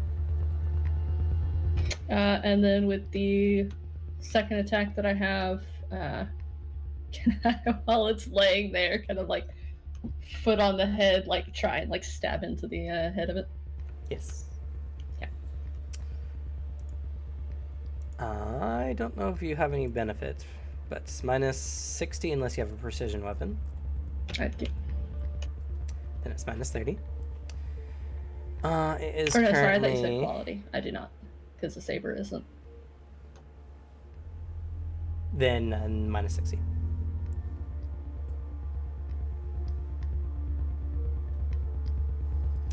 Yeah, it would technically just have a penalty, but it's a damage-resistant creature, so it more or less 185. just lets you stab it in the head.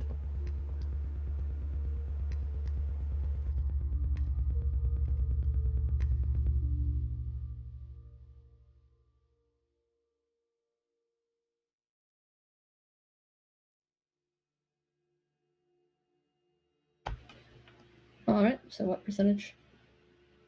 What'd you get on your roll? It's a 185. I see. I'm flipping through the last screens here. 185. You said it's quality, right? Yes. What's quality? 5. Okay, so 1 level of penetration. That's going to be 140% of your damage. All right. That is 126. 126. That's just enough for a critical.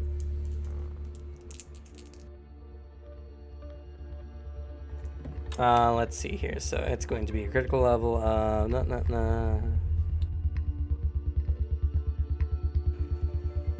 plus 60, 85.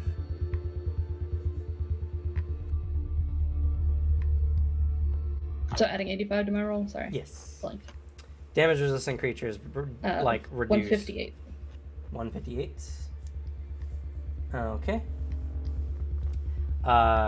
It got a 120. It doesn't instant die pretty much.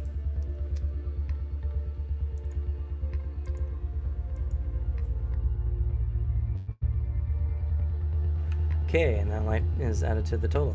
All right, so that's Jacques' actions. We're gonna move to Serena. Actually, I now have 3 attacks Oh. because I bought an additional attack. Ah, okay. Yep. So then that'll be another attack. This one, oh, did we subtract 25 from your last one? We should have. This one will be at minus 50. And then for the head, that'll be minus 85.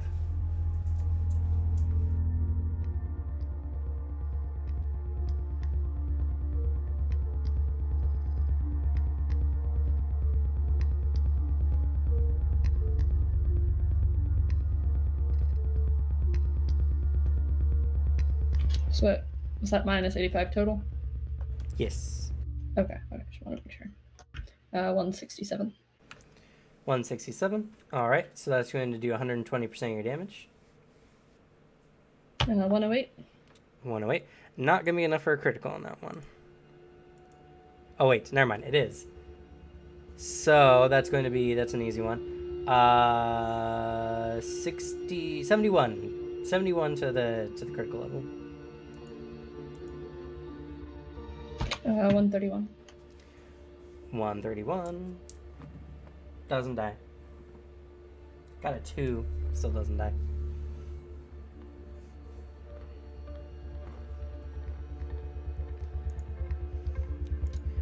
All right.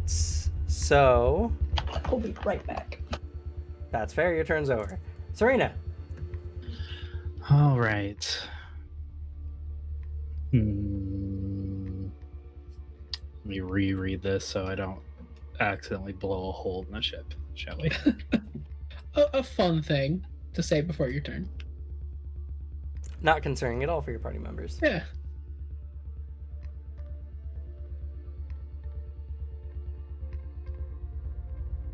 Okay. By the wording, I think only if I sweep I have to worry about that. So, What are you doing first? Considering using laser.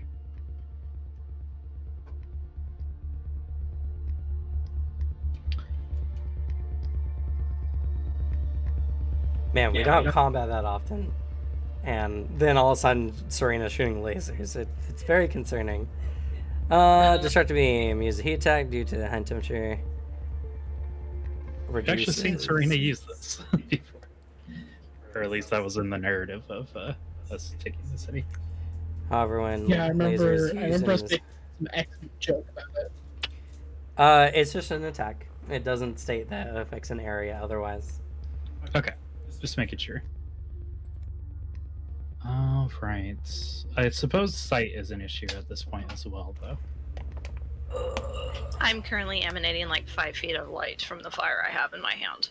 But that's about the only light we have. That's quite a ways away from where it is. So yeah, Okay. it's currently a minus 60 for projections. All right. Gonna be doing some trick shooting with psychic abilities. Let's see how this goes. Looking towards Ishtar's light, she will try to create a light on her hand that's a little bit bigger, but at least it'll be further back in the room, so hopefully it won't bleed out into the thing.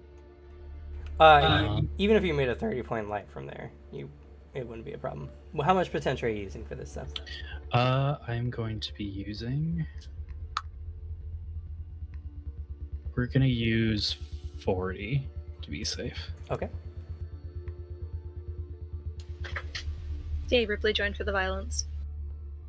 Actually, this time she joined because I opened a peace tea. I don't know what about that enticed her. She caused quite a stir when I decided to open it. Okay, I actually didn't need to be that safe, but it's good that it did. But a projection. No penalty to this because you can see the light source. So Okay, so that's gonna be 230 some odd. yeah, you're fine. Um, You make the distance. and this will create a 15-foot radius of light. If that Okay, helps so at pretty all. much the whole cargo area is illuminated, and it still has plenty of room before it's seen at the bottom of the steps. Granted, you guys are not being the most quiet, active combat and all that. Sure. Looking towards the thing, she will fire a laser at its head, as it has stumbled and fallen before Yes. her, I imagine. Minus 60 because it's not precision. Fair. First, I Can make it- gotta achieve the. Yeah, potential roll first so you don't melt your brain. So minus 40 from the total. The fun of being a psychic. 70. I get a plus 20 from targeting somebody other than myself. Okay. Okay, that's pretty good. That is going to be at a 90. That'll take me to a 156. I have Psychic Inclination Light, which will take me to the 180. So that's going to be just on the dot what I needed. Thank God. Hi. And There's at a a kitten. minus 60, this is going to eat the roll, and that's going to be a 155 to hit. Okay. And it reduces its armor by 2. By 2, yeah. So, Serena, what's it look like as you're melting this guy's helmet and boring into his head with a laser? So I do the as, math. she looks to the back and flings a colored light over to Ishtar, creating a more vibrant light in her hand. She turns back to the creature, aiming downwards. Thankfully, we've already talked about this before, that this isn't considered a killing a living creature. Yes. She aims down the light, and a rainbow of just intense light beam into this thing's head. Okay. And what was the attack roll? He didn't post it in the chat, so. That's fair. Let's see that, since I ate the roll, that is a 155 attack. Okay. So it's going to be 120% of your damage.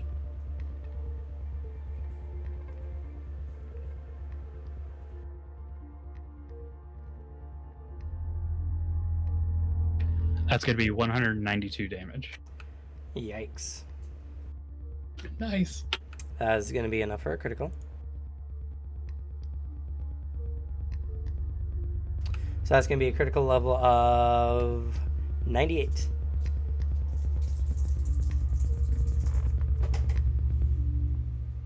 That's not great. That's a 137. 137, it doesn't die. Yep. And then she will move back into the room. All right. Next is Arthur. Does Jacques close the door? No, Behind it is it, now or no? currently open. Okay. Arthur closes it. Okay, you run over, close the door. Okay. And then proceeds to use the rest of his actions to shoot this thing. Okay. Let's see. So that takes my main one, right? Yeah, interacting with an object is an action, so. All right.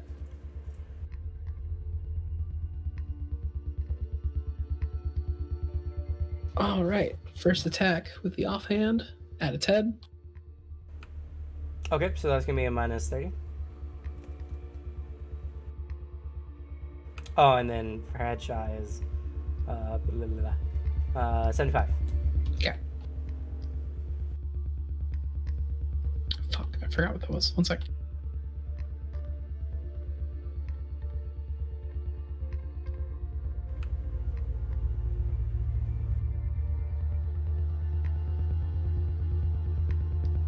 That's an open roll. Jesus. Another 100. Arthur is on his game tonight. I may be like projecting just a little bit on the zombie. Just like buttering like Van Kuren like under his breath. Okay.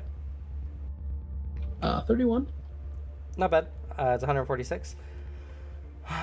Now, does the action... let's see, because I know the laser is interesting. Oh, you were saying if the armor's like permanently melted or something. Yeah. It doesn't say so. Funny. Pretty funny if that was. It's just weird in the description that basically you glass the armor to pierce it, but technically it doesn't say it's a permanent thing, so I don't know. Well, okay, this is what it says. The beam uses the heat attack type due to the high temperature of the light. And since armor melts away at its touch, it reduces the defender's armor type against it by the... Oh, against it, okay, is where it specifies. Yeah. Okay. Good to know. Good to know. So let's see, that was 146 minus it's 3 layers of armor to your attack, which is going to be 210%.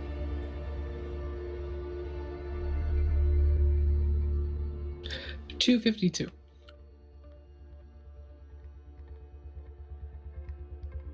So that's going to be 110 plus for the critical level.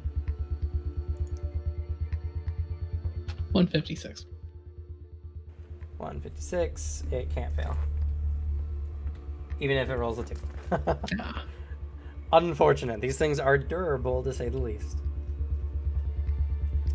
Okay. Oh, and I think there was a confusion. Closing the door does not count as an attack. Okay. So you did not need to make an offhand attack there, Oh, for well, instance. I would have done it second, so I'll just shoot it for real then. Okay. And this one will be at just a minus 25. All right.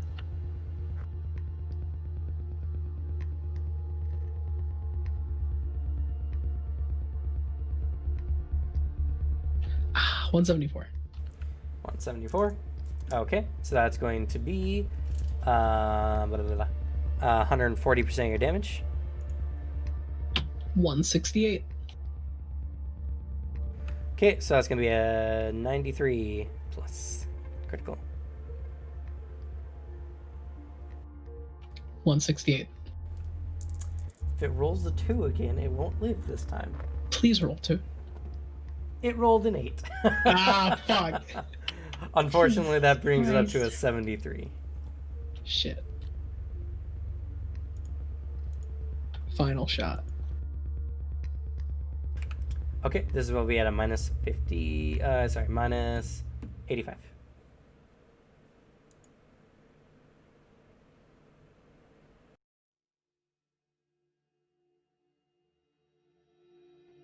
$152. 152. Don't know why I rolled. I guess I didn't hold that roll. 152 minus 3. That's gonna be 150 minus 3 is gonna be 120% of your damage. 144. 144. That's going to be an 88. And 112. It can't lose, so it lives. All right, let me add these numbers up real quick.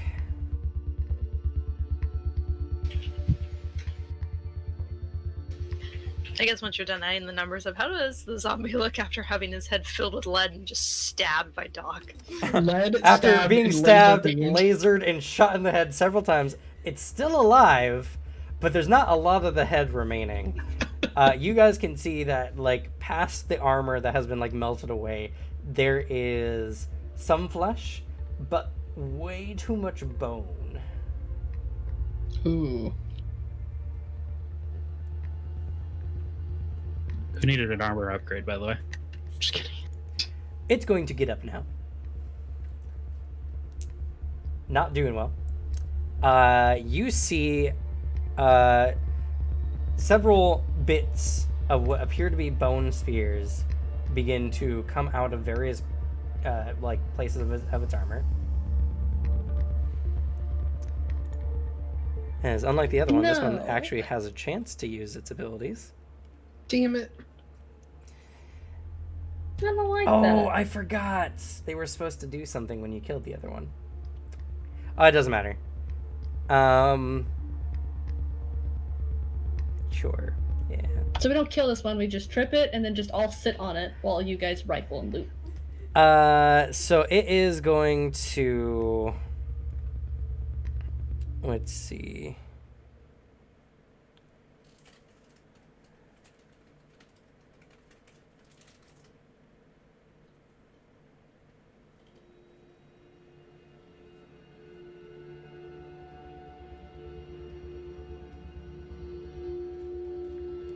So for its first attack, it's going to... One of these chains are going to come out and try to wrap itself around Jacques.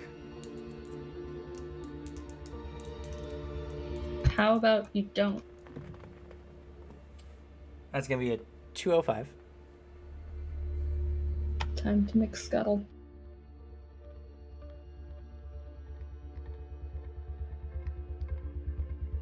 You have to try and boop out of the way. Your teleportation one or just Yeah. normal one? I mean, they both have the same number, technically. Yeah, it's the exact same thing. It doesn't really cost me anything. It actually gets a bonus now to its potential because I have hit points in it. Fair. Well, I guess the difference is you don't suffer penalties for multi-dodging with your teleportation. So There's no point not to because I never know if something has additional text. that's or not fair. until it's Go too ahead late. and make a potential roll.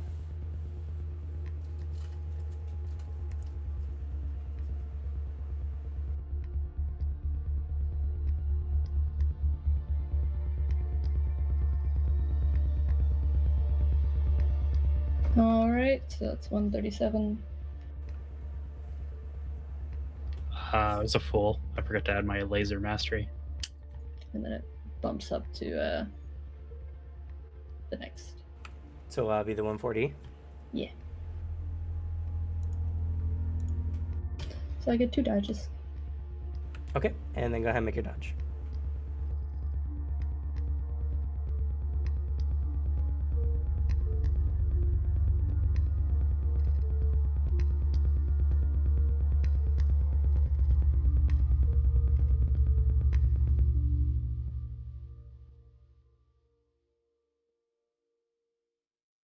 Goodbye. Get a 92. It's not gonna catch me. Okay, so you, let's see. I said it was a 205. Does not do the minimum 10% damage. So, Don't like that. well, that's what it is for a trapping maneuver. Has to do at least 10%. So, it tries to wrap around you, and you can feel it kind of cut into your clothes a bit, but you manage to just barely teleport out of the way, which is a couple scratches. And then after you teleport out of its grasp, it's going to make a swing, but this time it is just going to shoot a bone spear from its hand at you. Yeah. As these things start getting very Bloodborne-esque with whipping bone spears and tentacles and shooting you. So, it misses. It rolls a 1. It's fine, I rolled the same number again. So, it misses. It shoots Yeah. out, you blink out of the way, but it seems to have gotten into serious mode. So hey, somebody's actually close enough probably for the first time, since the lights have been cut on to a larger radius. I think Ishtar, who's over there helping, Richard probably doesn't see, but both Serena and Arthur notice that, like, as it goes for Doc, which draws the like your sight to him anyway, he just kind of like flinches, but not, and then he does it again to confirm it for you, as he's just not where it goes for him. All right.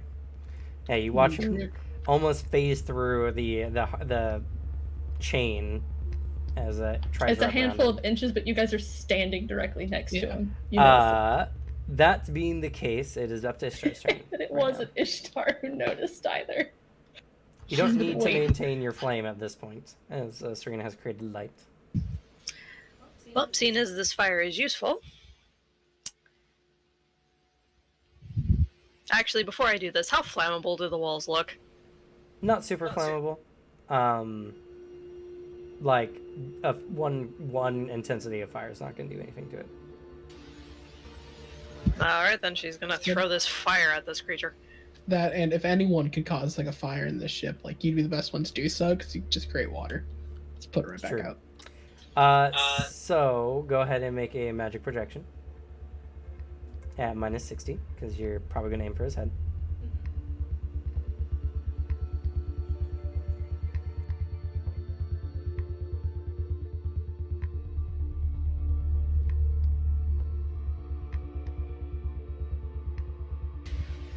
That is a 170 to hit.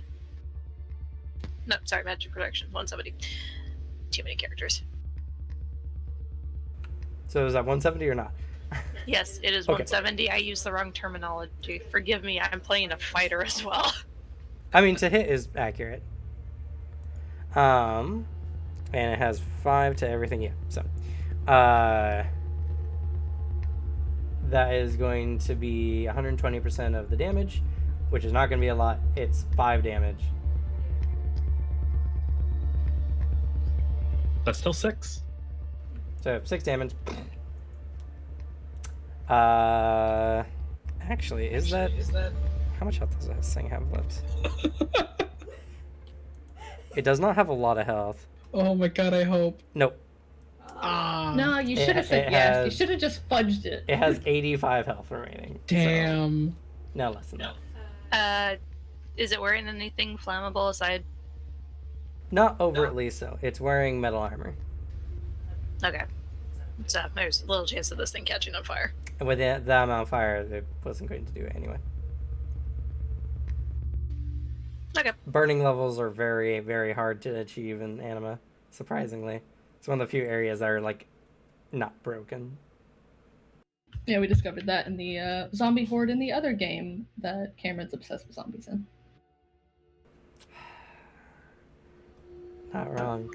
Embrace it, Cameron. There's just one Yeah, I enemy guess. type that you really like. You accidentally made these campaigns have I- so many ties between them. All 3 of them. Yeah. And there's 2 liches in 2 of them. Or there's a lich in 2 of them. So yeah.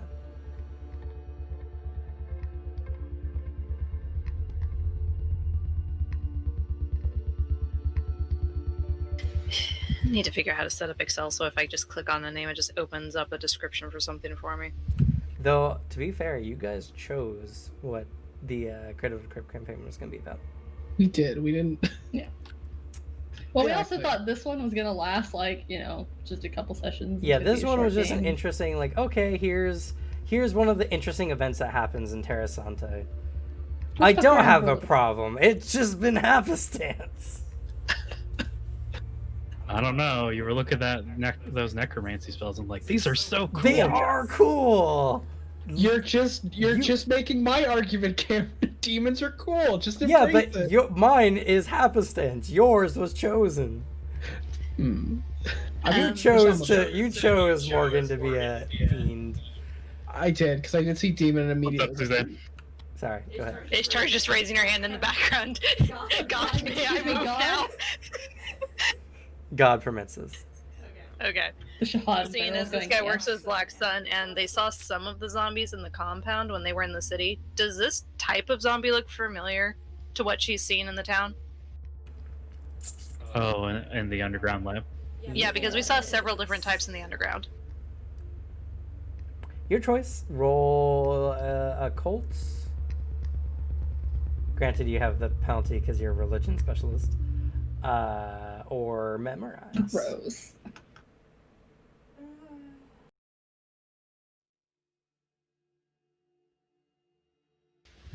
Imagine She'll go with specializing, the- I say, in medical mastery. She will go occult because that is only a -5. What do you mean -5? You only have a -30 to all other occult rolls. So what's your occult score? My occult score is a -5 because I put 25 points into it as well on top of the -30 that we got because I was a religion specialist. I see.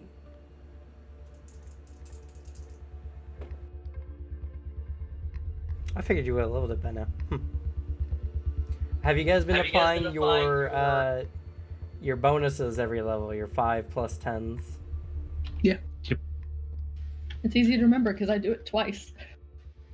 I did, but all of them, I was more focused on also trying to up my magic, so I might have skipped 1 or 2. Fair. Or I put it into stuff that was more useful, like notice.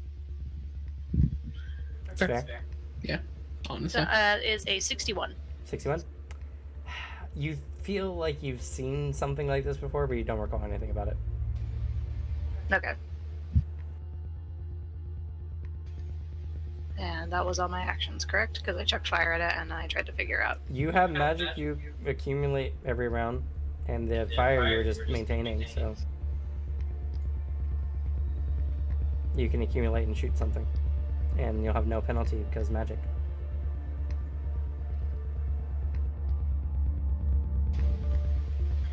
Okay, I have a question about a spell, and I'm just going to hand the picture to you. Sure. It's control cult. Control. It doesn't say if it's a target or if that's an area. And unlike Alex, I'm not a coward. Alex, it's Arthur's one fear, the spell slinger. No, he just goes, "Can I do that? Can I cast magic? Like, can I use key to give myself the gift? Can I just have the gift?" No. Oh, damn.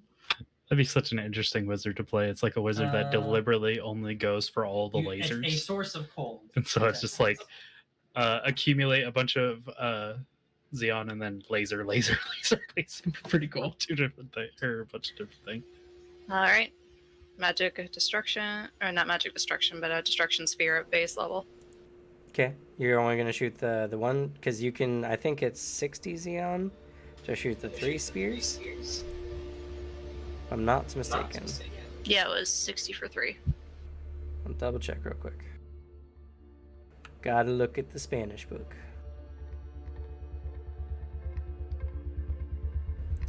Esfera de destrucción.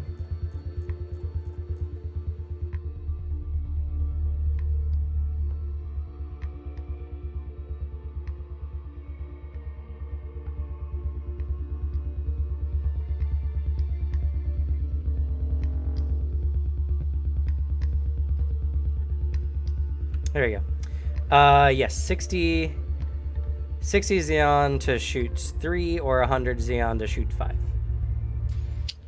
Then she will use the 60 Xeon. Okay.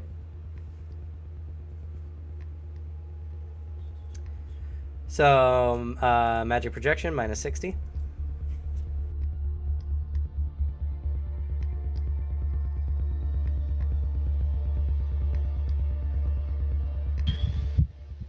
That one is not good.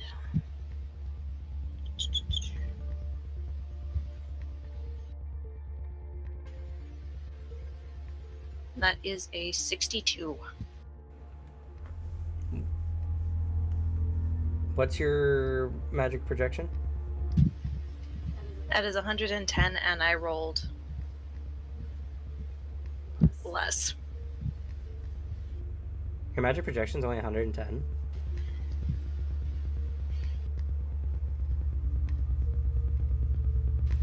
At the moment, yes.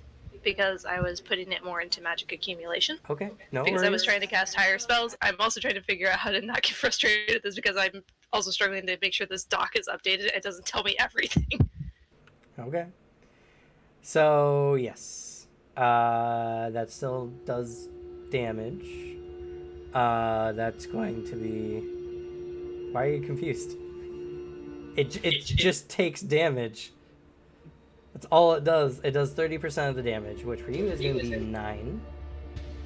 Okay. Which is a critical. So that's going to be a critical of 69. Nice. It has energy armor? Jesus. It has energy armor. Oh yeah. Fucking What was the number again? 60? Black Sun. 69. 69? That is going to be 118. Okay, it's still alive. You get 3 more shots. At minus 60 each. Or 2 more shots, sorry. Minus 60. 2 are just fucking disco balls. That is a 120 to hit. 120, okay. That's going to do 90% of the damage, which is 27. So that's going to be a critical level of 87. Arthur, make your gunshots lasers so all 3 of y'all can just pew pew pew pew pew. Y'all want to play laser tag? No, I do not want to play laser tag with you. That is a 111. I don't think you want to be hit by Serena's laser. It does not Don't die. have energy. One more attack at minus 60. She reaches max potential. It cuts through 6 of your heat armor and does That's 136. 200 base damage. 136, you said? Yes. Okay, so that's 100% of the damage, which is 30. And I've been doing these numbers wrong. I forgot to divide by 10, or divide by 5, I mean. Which is fine, this is 66. So. It's alive. Okay.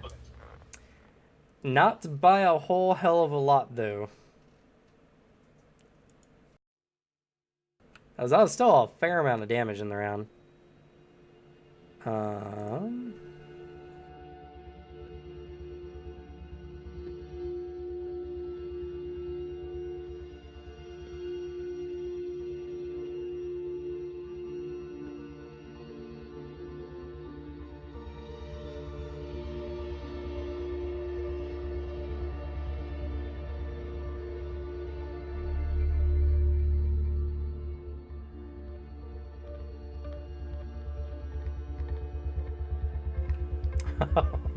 It's so barely alive. 3 hit points remaining. No. Ishtar, just like kick it. Kick it in the ribs. I'm out of actions. Damn it. Your good friend is unable to find the thing he's looking for. You rolled worse that time. I mean, hell, he could kill it at this rate. Just stab it with a pen or something. Well, that's gonna be Jacques' privilege, I suppose. Just gonna kill it. It's barely standing.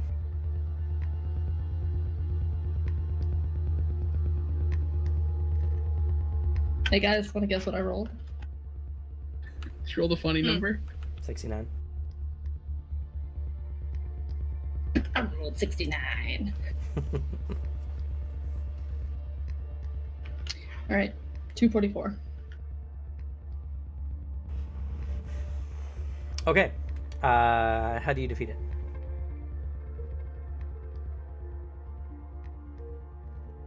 There's not much left of its head at this rate, and everybody Nope. keeps blasting into it. So,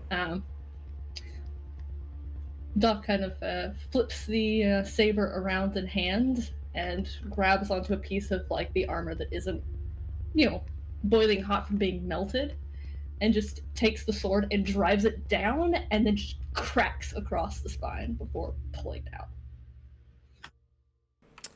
You're lucky you have a quality weapon, because if you did that with a normal sword, you'd probably break it. Its insides are abnormally tough, and the bones are Good thing we don't very use fortitude, and I dense have a quality weapon. Yeah. But it's a very hard. You stick it in and you try, and it's just like as you pull it out. I mean, it does the damage it needs. It did the damage it point. needed, but you're like, oh god, its bones are very, very dense.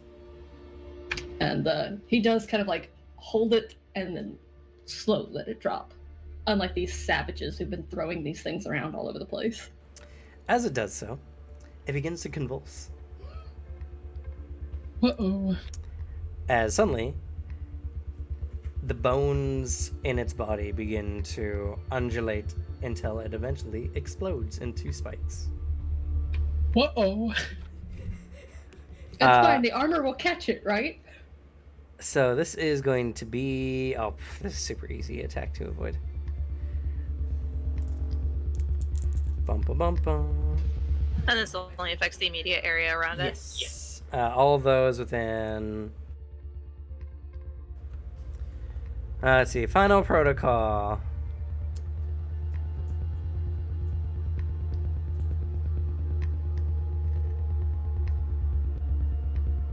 The bones begin to expand massively. Anyone within 15 feet, which would be Serena, Jacques, and Arthur. Okay. That's fair. I'm at the door. So. Yeah, you guys did not move beyond that point. That's a 180 to all of you to avoid.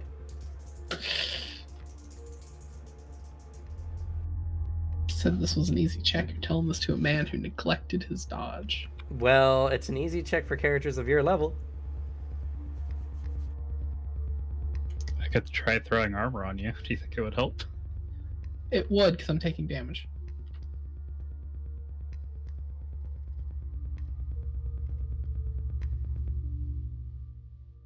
Just to clarify, not that this is at all necessary, but I'm entertained. Did we say that you can open roll a second time? Yeah. Okay. We'll just see how fun that gets. Actually, It's super easy to dodge. This is a huge waste of dice rolls, but It's fun. That's a 194 for me. I would actually say I'm good with armor. I'm pretty sure the armor that the attack's gonna do, I have 3 armor towards. I mean, still. Okay, what'd you get on your defense, though, Arthur? I got a 165. Oh, You're fine. 10% of its damage at worst. Yeah, then And you're I fine. have 1 armor, more than 1 armor and everything. But yeah, this thing suddenly expands into just a bunch of spikes and just becomes this standing urchin-looking thing of blood the and potential spikes. gave me a This is 50-foot my shield, range. though, so it might still pierce it. So might want to. Jock in panic, in the water. No, it's up to a 50-foot 320, AoE I could yeah. have dodged. When you saw it, you instantly took enough steps back, and then just as it explodes, it's just like chink right in front of you, and you're just like, I did not expect it to go that far, but I moved just out of the way. It was unintentional, but also just looked like you avoided it perfectly. That's still going to be 180% of its damage to your shield. Thanks for reminding me. Listen, I have some style. I could pull off making it look intentional. Yeah, if you want to, you can, sure. You know what? Sure. Fuck you, I will. I made you look cool already, so come on. Why you... It's my default response to you anytime you're DMing. Actually, never mind. Anytime. Let's see. Final protocol. Does 180 damage. Okay, I'm still fine. I have 40 of my shield left. One tells off. Yeah, 122. Even better. It looks intentional. Oh shit, that was intentional. And then I stab him. I send sass through the fourth wall.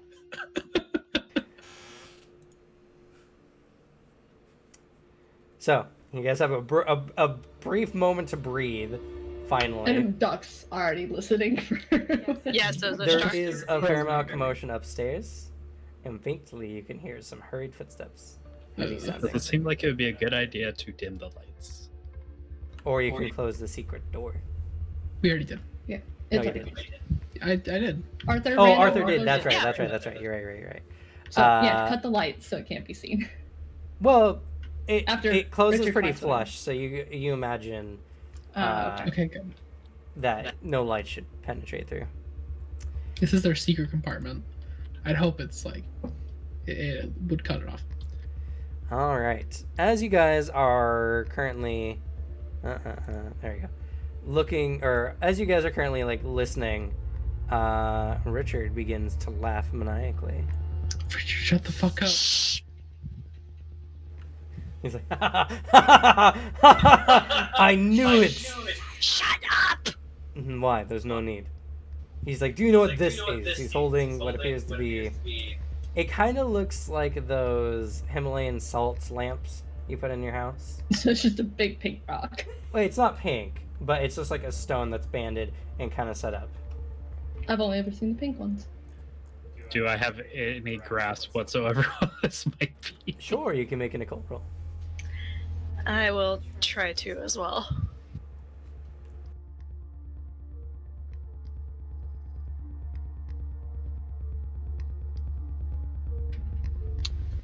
I do not know anything. That's a 142. It's not bad. Looking at it, it is Serena. You look at it. It's some kind of geode. They are bound. Most like natural geodes or stones that affect magic in some way, do so in a very like basic form. So some amplify magic in an area, others remove magic in an area. It has some kind of function like that, you imagine. But you don't know exactly what it is. But he's just like, this blocks all forms of magical detection outside of its range. And it's a good size too. How far of a range would it be And for it that helps size? And it helps how, because I now no longer have the Magus Rex looking at me from afar. Oh. Oh.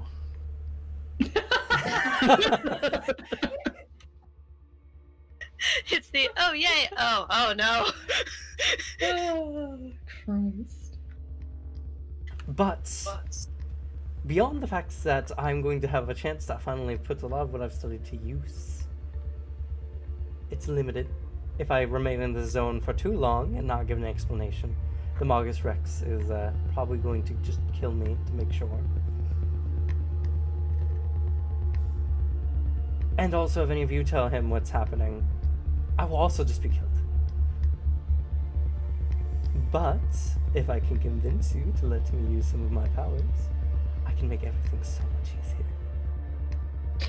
And how does that help us at this moment? Because there's half a crew coming down. Well, one, if that other undead is around, or there's another on the ship, I can take control of them easily, without even trying. There's one in the captain's quarters. That's true. Also, I can just take control of people, or kill them.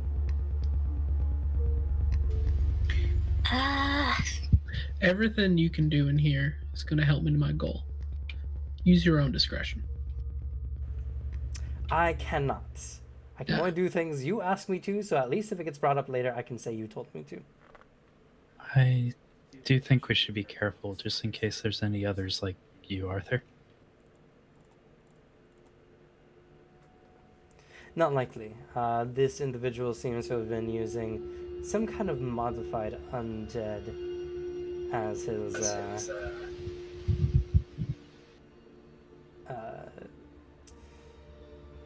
gods. Anyway, the fact of it, if any of them were to use some of their like key-like abilities, I suppose you could say, we would have come across She that. means specifically there could be people working for him who are not loyal to him. Oh, Like Asa, employed that's under fair. duress. Even more reason why I got to go by your, what you say. I just think we should be careful, just in case. But they don't know where the door is, so take the time to deal with the cargo. We'll have to deal with them on the way back out by some means. Is there a way to conceal its radius? Because otherwise you'd have to walk pretty far away from us to not be in its range.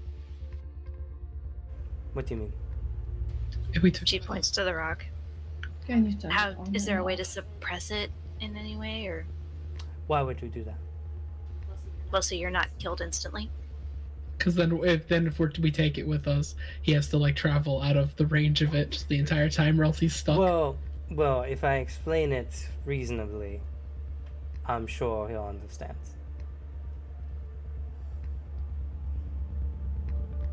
But for I the would moment, say it's not if it's more than a day, that's a problem.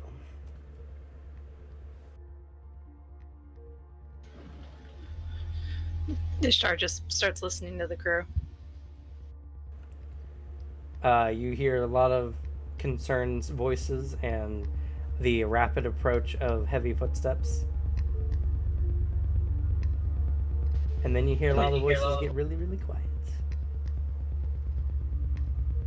As the heavy footsteps continue along erratically the floor above.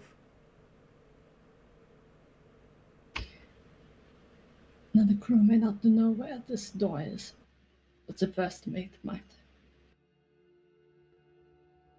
Or the other guard we flung into the water. You hear the footsteps go toward the stairs, and then you hear a loud crashing sound.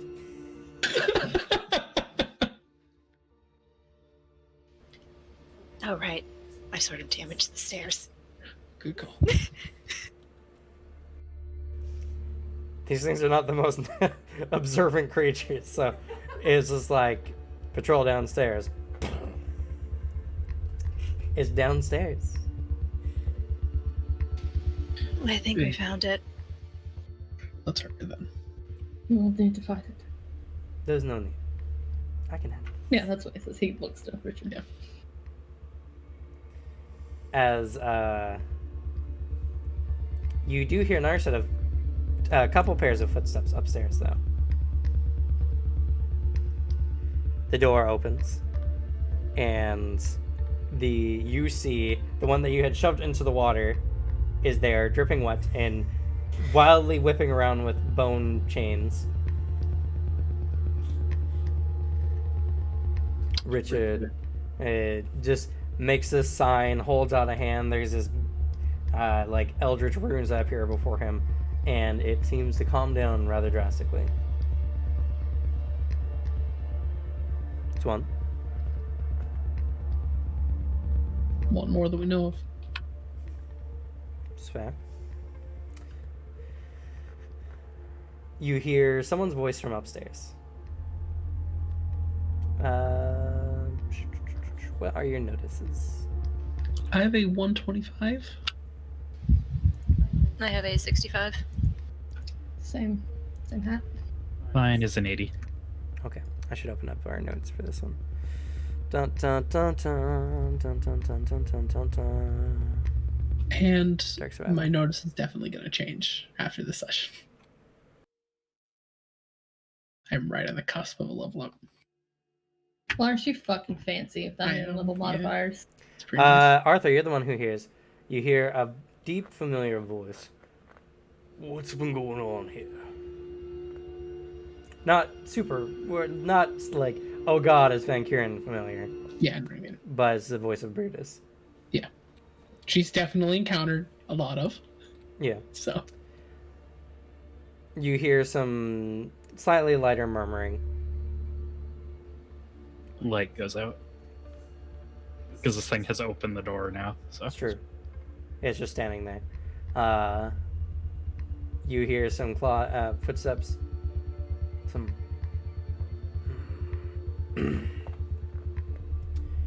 creaking, and you can see a lantern making its way downstairs. begin concentrating just in case. Brutus comes around the corner with the other undead with him, and he shines his light down your direction and sees you all.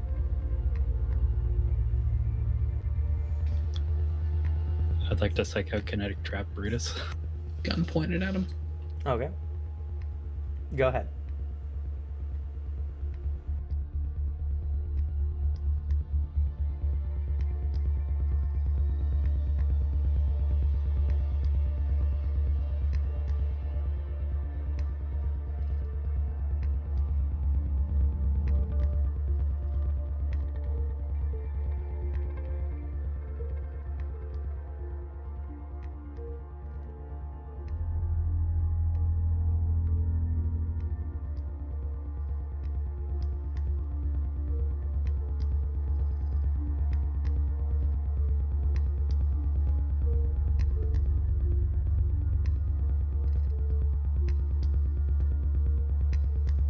He would see this coming, so he does get a dodge. By the way, because my Fair. Mr. C's are visible. But that is going to be a 226 to hit. To hit? And What was it's the gonna be potential? A potential of. So roll a 76. That would have been a 216. So I think I only make the 180 value. Yeah, make sure you type them out so you remember. And so I can see. That's fair.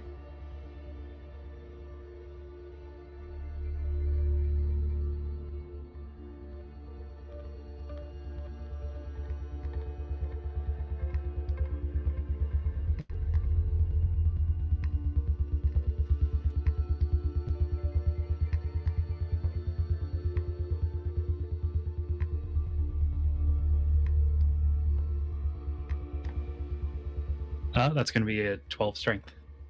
Okay. That definitely hit him. Go ahead and make your strength roll.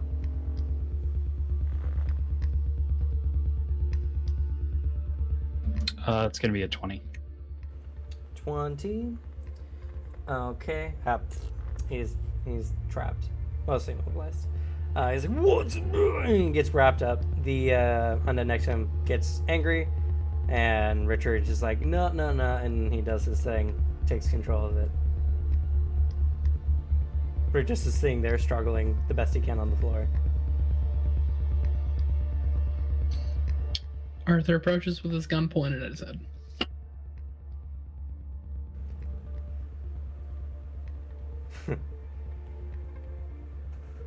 Well, it's been a good run.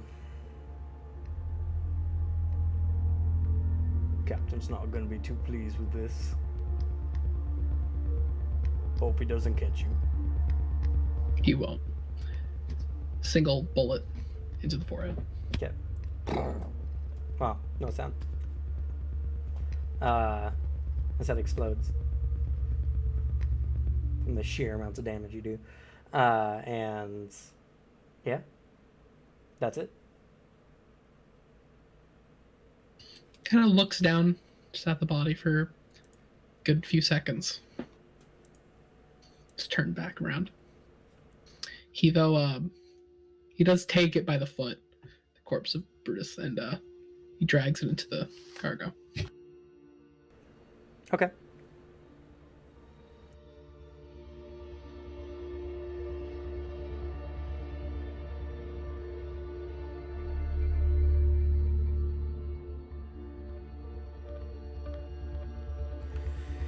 So what now?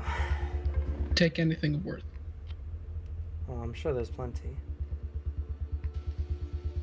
If anything, this just looks like a shipment from Black Sun to Black Sun, or maybe this is his own treasure hoard. It's hard to say. Either way, it works for us. As he starts just opening containers. I have to ask Arthur, what is your plan exactly? Right now, kind of sending a message. To do what?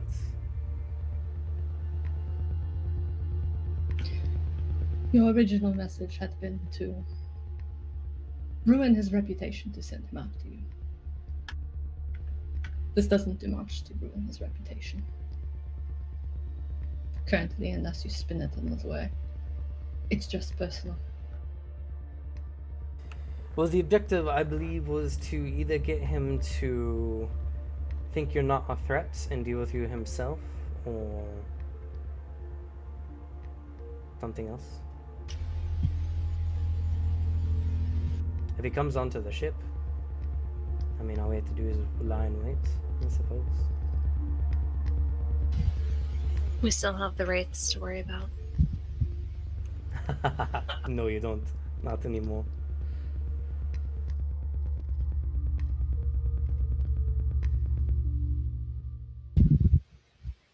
What of the crew then? That is a good question.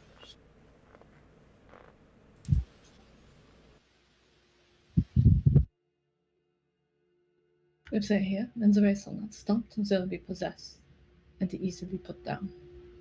Otherwise, you can attempt to cut them loose. Hope that they listen for their own good and vanish.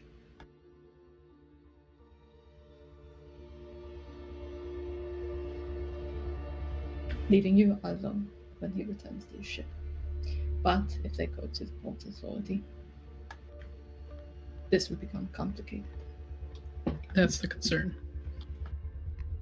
Though, if there are any in my predicament still here, they would definitely just turn tail and run. The question is how to find that.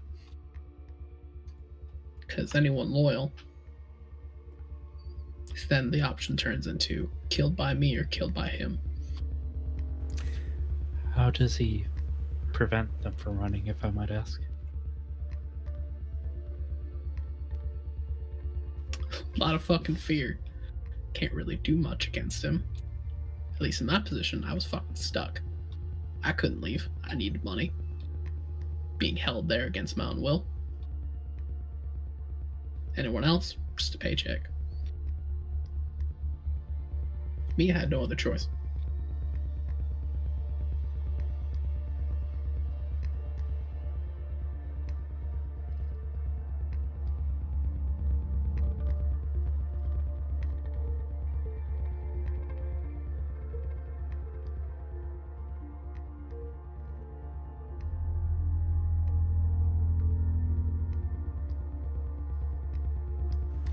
That's up to you. However you plan on going about doing this. All you need to know is now you don't have to worry about being instantly murdered. Or having people suddenly possessed. Good. Unless he's a stronger necromancer than I. But I doubt it. I'll trust your confidence. And the plan shifted some. Even in terms of strength. We at least also have numbers. Hard to concentrate when you're being assailed from all sides. So, decide what you want to do. Where you wish to set up and await your final confrontation. And what to do about the crew.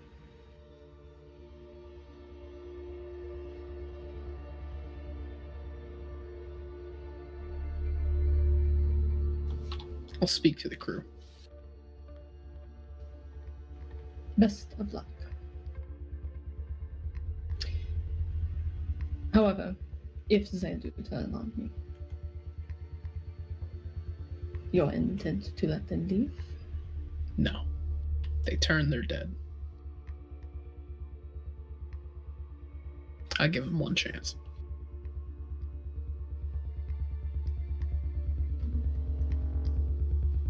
That's all I ask, at least. He Do nods. take care to do nothing that would ruin your scant amounts of sleep for Sir Arthur. But you'll hear no complaints from me. He makes his way up the stairs.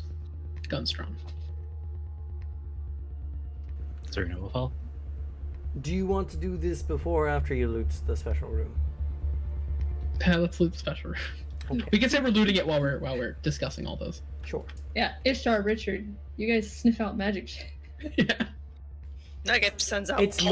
mostly magic, if you want to know. Hell It's yeah. all magic.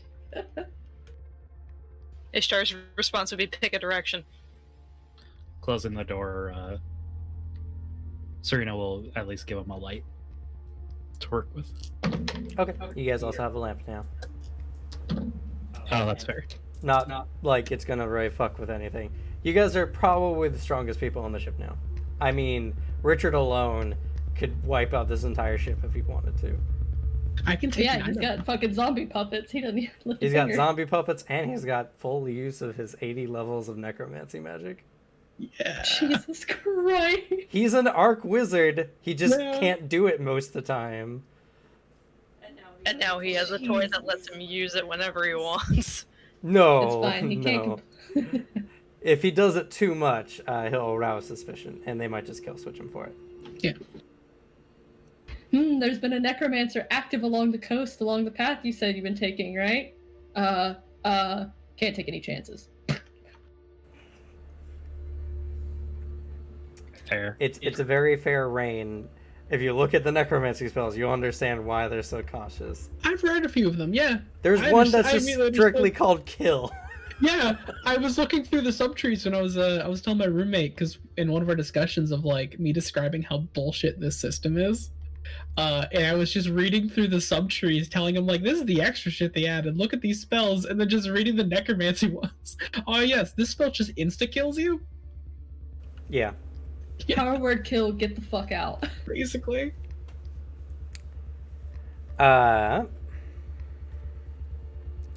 You find a bag of soul shards. Soul shards are essentially just vessels for putting summoned creatures in them through the use of control. Ooh, Okay, Are that's they a all lot empty? less terrible than I thought it was. it's just a bag full of Pokeballs. Also, looking through a soul shard, you can see anything that has an active spirit. So any living creature, you can look through the soul shards and see. Yeah. Otherwise, it can contain a creature of between 80 and 120 presence.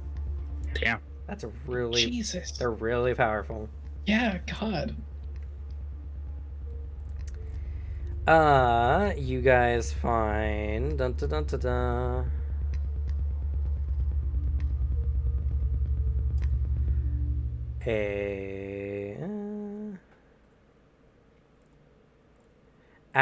You find a bag of 10 ounces of ashes of darkness.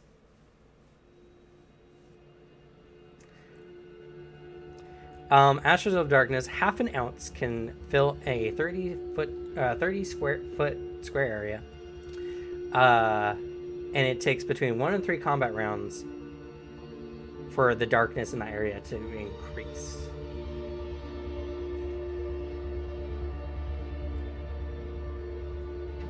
I'm sure that's like expensive, but all I can imagine is Anastasia using it to just darken his room. It's like a magical Who needs crop. blackout curtains? Somewhat. The change in darkness is subtle, and it can give you a plus 80 to subterfuge abilities while you remain within the area.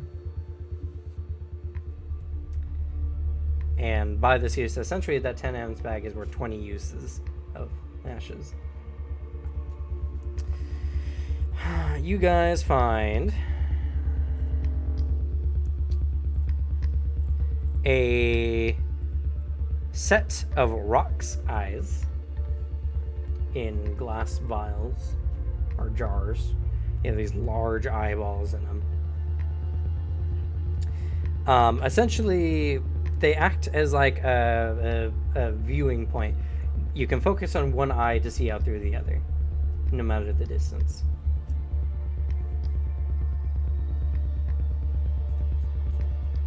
The really Super. creepy alternate to like the rings and earrings. They're like, you can tell if somebody's alive or not. You can hear somebody. This one's you can see. And it's a literal fucking eye instead of, something mundane and reasonable like jewelry. Well, at least we have a replacement if Arthur loses an eye as well. No, you're not doing this again. It's never intentional, except for the first one. That one was. You have a hag eye, a fiend eye, you're not getting a rock eye too. Plus the thing's Oh. huge. That being said, it has very interesting things because it kind of acts like a camera that you can like scope out an area without. being It's there. super like all of these so far are just, they're not like, typical magic items where like, yay, stronger weapon. It's all like utility, like useful stuff.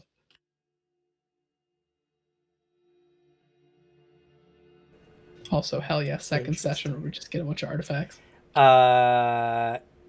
You find a supernatural devourer. This amulet, this silver pendant in the shape of a strong jaw, has a blue glass sphere in its center. What it does is, whenever the wearer strikes a foe with an attack, physical or magical, that target loses a number of Xeon points equal to half the damage they suffer. Oh, here you go, Arthur. It has a maintenance cost of 40 Xeon per day. The fuck is Xeon? I mean, you have power. The fuck is Xeon?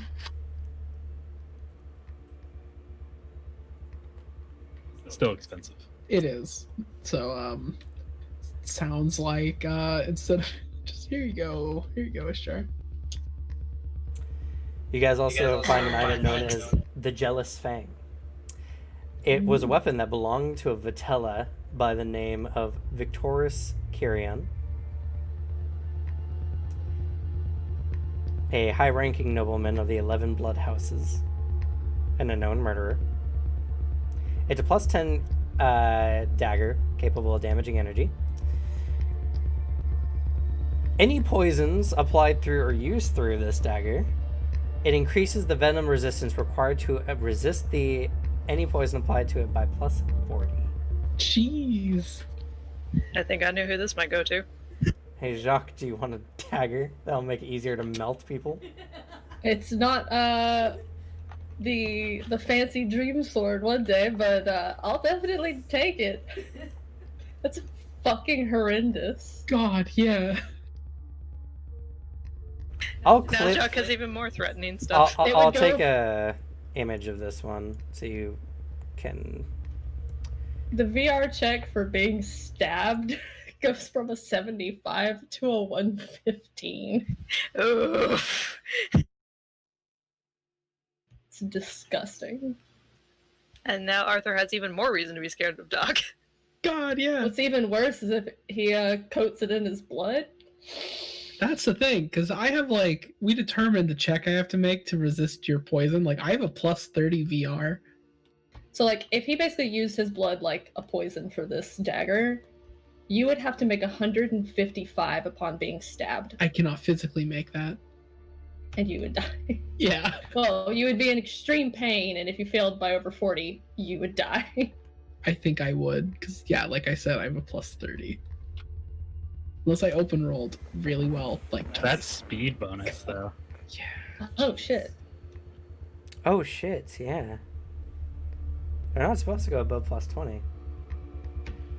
I'm not gonna question it. This weapon was made for shock. For real. Ooh, that's a good question. Is a rapier also a short arm? Or is it technically a sword? It might be a sword. Yes, I don't think it'd be a short arm. Damn.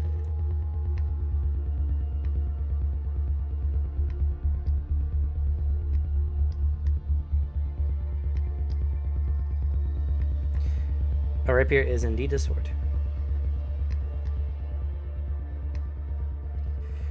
And both of your groups here are getting some pretty beefy item catches. This Some one nice just because upgrades. it both makes sense, but again, just coincidences, I suppose.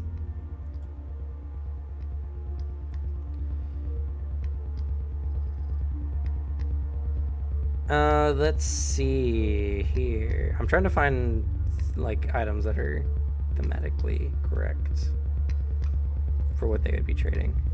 Yeah.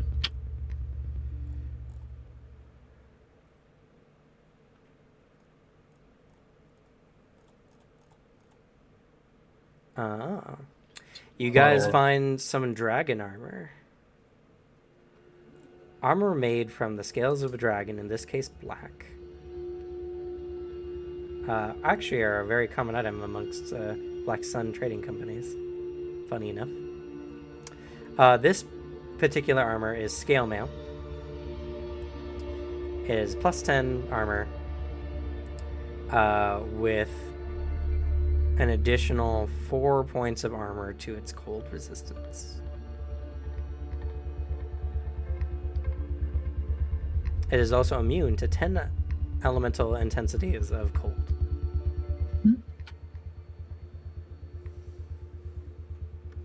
That's pretty good. You're immune to 50 damage. Yeah, you reduce by 50 damage any cold damage before applying or doing any of the multiples. It is an armor that has an armor requirement of 70. So, probably not for this group, but it's a really good set of armor. Maybe we can find some place to pawn it later. If we just aren't gonna leave behind. Black Sun looking at their missing shipment list. So you wanted to sell what all again? If you sold just the armor, though, probably wouldn't be an issue because if it's common. Just take it to the Black can Sun make down the street. Just You next city. find 2 rings of the undead. This Richard is particularly knowledgeable on and is super excited for. These so-called rings of the undead alter the energy of their bearers, passing them off as undead entities. Originally, there were 20 of them created by Haringam, the Lord of the Dead, to give to his guests, so that while they were within his domain, they would not be harmed by his less obedient servants and underlings. However, some of the bearers were quick to use them to impersonate the undead. Visually, these rings have a simple circle adorned with a small skull. To the eyes of an expert, the ability to see magic, they emit a faint ghostly aura. While you wear the ring, you are pretty much ignored by any lesser undead.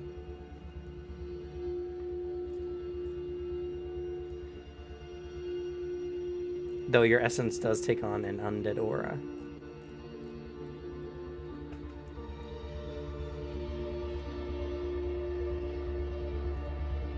So we just wait to meet up with the other party and hand that to them when they just be like, hey, we're going Here, to you this need guy's this. fortress. And we're like, huh. You need this more than we do. Hey, y'all need some armor too, since you're heading up into the snow. Richard would just immediately ditch this party. He'd be like, okay, you know what? You got the book. That's cool. That's fine. You guys are going to Hringam's fortress. Yeah. Take me with you. Just like sees Anastasia like, so we have a massive thing of armor we can't use? And he just got an upgrade too. You guys also find a slave chain.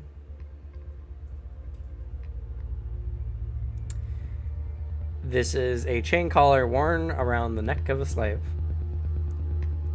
It is an incredibly durable object and very hard to destroy. Has a fortitude of 30 and a magic resistance of 140.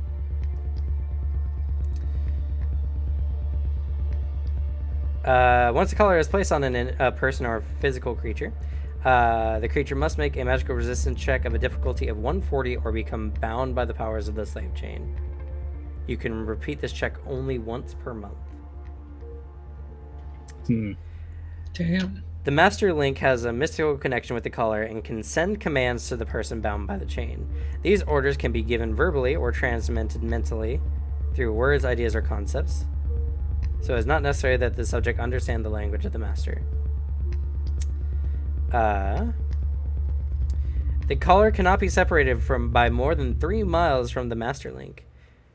If it is, the collar automatically treats the separation as an escape attempt and causes pain to the prisoner.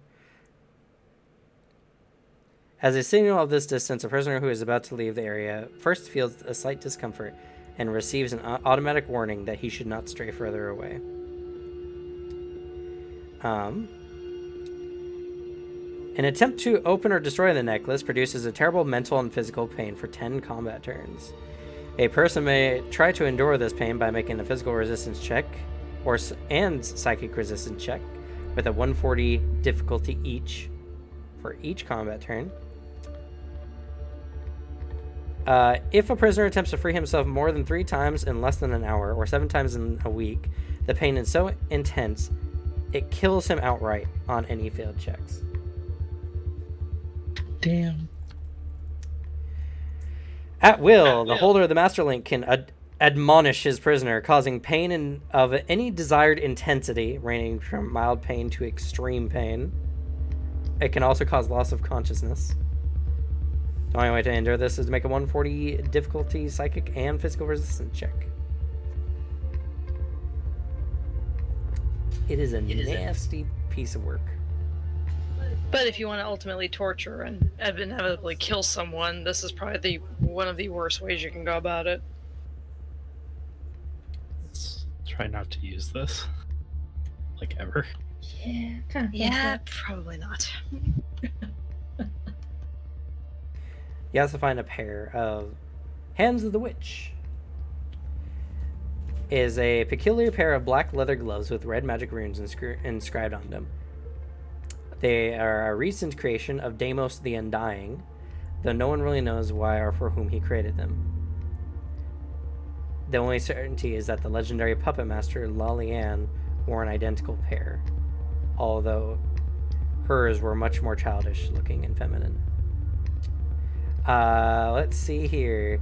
The Hands of the Witch allow the user to handle an object from a distance. The filaments can affect a single object at a time with complete freedom. The only limitation is that the filaments cannot extend past a certain distance. The glove uses a strength value equivalent to half the power of its wearer, and can reach a maximum distance in feet equal to 6 times the wearer's power. If used to fight with weapons at a distance, the wearer of the Hands of the Witch applies a -60 to attack and defense. This penalty can be avoided by investing 20 development points to specialize in the weapon's use. Spiritual energy. The energy that sustains the gloves is supernatural and invisible to those who are not able to see magic or spirits. So, even if you have the ability to detect magic, you can't see it unless you have the ability to see spirits or magic. They also are a monofilament weapon that can be used with the Ars Magus Cancer. They count as a +5 monofilament weapon for doing so.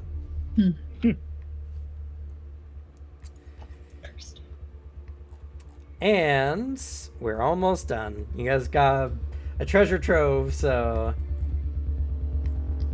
there's a lot of objects in here. You find a locked case that looks very heavily contained. She like holds up and she's like going through memory. Hold on a second. Oh yeah, you have an unlock spell, don't you? I'm pretty sure I do. Let me go through my notes. There's too many spells. Which will work, magic or gun, because that's what we did last time. We tried to be smart about it. That failed. So I just shot it? Shoot it.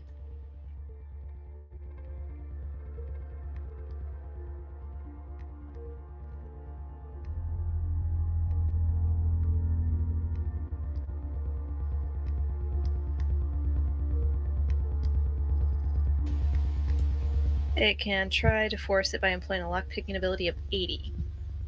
And that's for base 30. I can do that up to. Let me see. We gotta look at the exit for the rest of it. Yeah. What's the spell level? It is a 1 through 10 free access. It's right below Create Fire. There's actually a lot of cool free access spells.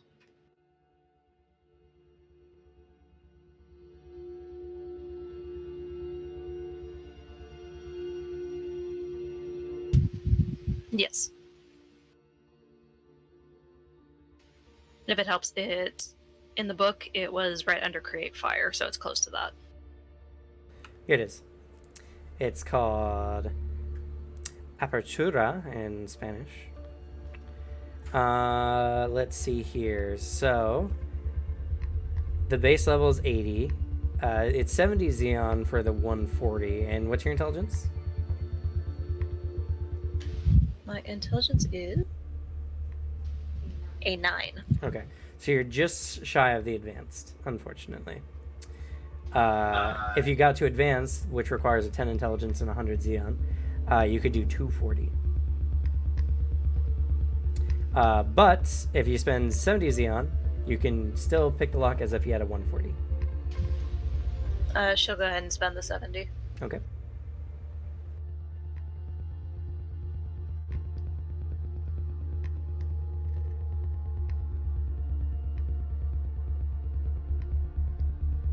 An alternative route is to get the what's that advantage called? It's the one that allows you to use your power instead of your intelligence for your spells.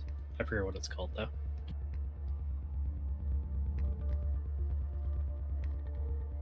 Oh, I wish I had that for Hiram then. That was the big thing that fucked him up. Because I had so many stats that had to be like really good for playing a summoner magic user. Fair. Also, his magic accumulation was shit. Just out of curiosity, how big is this locked box? Is it like a small box, medium box, large box? It's a longish kind of box. I would say probably about like 4 feet long and about a foot and a half wide. It's not very big, like height wise, only about like a foot or so. Hey, look, I can clothesline people with this box.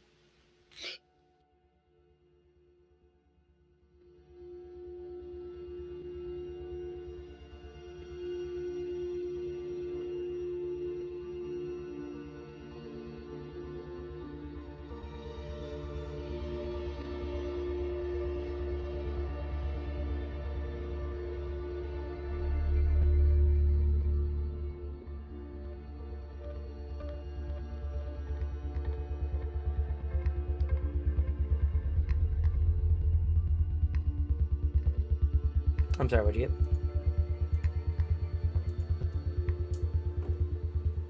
Oh, I'm sorry. Yeah, you do need to make a roll. That was a 140, correct? Yes. Yes. And that is going to be a 194. Okay, 180 by magical means of unlocking was the only way to open this chest. Opening it up, you find an interesting looking broadsword. Yes. She can't even lift it. It's a broadsword. Okay. Your good friend Richard, though, knows what this is and is super excited as well. This is the magical item known as Daedalus. It's a weapon from one of the late Lords of Nightmare, Davenil Nux. What a title. Lords of Nightmares are high shadow elementals of the highest level. This dark entity invested this powerful artifact with part of their very being. It's a bastard sword with the crow feathers decorating its edge in bone and a strange crystal in the hilt. There's a picture of it in the book as well, and I will show you guys. It was not forged for use in combat, but rather as a supercharger for offensive magic powers. Its ability to power offensive spells is unmatched, and it accumulates magical energy on its edge that can be used to cast spells. He made an edgy ass fucking Monster Hunter Final Fantasy sword and then used it as a magic conduit instead. After the death of Nux, the weapon becomes conscious, completely independent of its master. Daedalus can contact its bearer through feelings, thoughts, and whispers, but it's unable to speak directly. Daedalus has a dark personality, but is extremely loyal to its bearer, whoever that might be, and it tries to help in any way possible. Daedalus is not designed for physical combat. It is considered a -5 bastard sword, that's a bastard sword, not broadsword, when used in attack directly. Its presence and fortitude are, however, equal to those of a +15 weapon. I don't trust sentient items in D&D. I have never heard something more untrustworthy than a sentient magic item in Anima. Sketchiest shit I've bad. ever heard. And it's made from one of the Lords of Nightmares. Even more worrisome. Daedalus is alive and can communicate with its bearer through ideas and concepts. It has an intelligence of 10 and can see the supernatural. It has an equivalent of 160 in its occult secondary skill. It's just another NPC. While using the sword, it gives you a +20 to your magic projection. Daedalus has the unique ability to channel any spell-like attack cast by its wielder, causing a supernatural gash of energy that appears when the wielder slashes the air with the weapon. This slash is considered a supernatural discharge with 20 more base damage than the spell that was channeled through it. But its primary damage type becomes cut, and it reduces the defender's armor type by 6. Hey, Ishtar. If the spell was originally an area attack, the magic edge still only affects a single target, but increases the base damage by 60 instead of 20. Jesus. Oh my god! This ability is voluntary on the part of the wielder, and he need not channel all of his attacks through the Mystic Edge. When Mystic Edge can be used only once per combat turn, and has a maximum range of 100 feet, regardless of your projection. You can also store 1,500 Xeon into this weapon. That's the thing with animal like artifacts; they just keep fucking going. That you're like, okay, cool ability. Then What just paragraph there's are more. we on?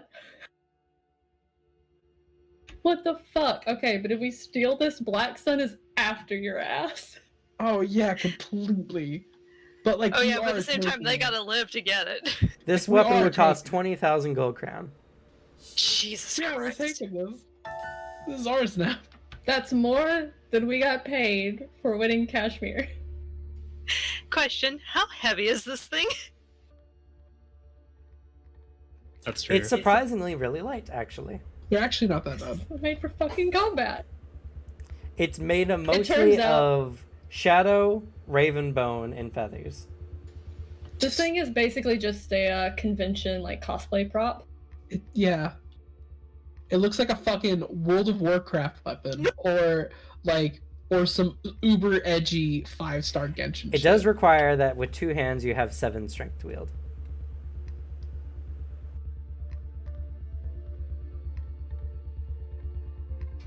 I am short by 1. Better invest in a level up. In the next couple sessions, maybe. I mean, to be fair, it's not meant to be used in combat, so... It's not. Yeah. You shouldn't be wielding It's it just anyway. something that you have strapped to your back. Well, you can hold it. It's heavy. It doesn't mean you can't lift it. It just means you can't wield it effectively in combat.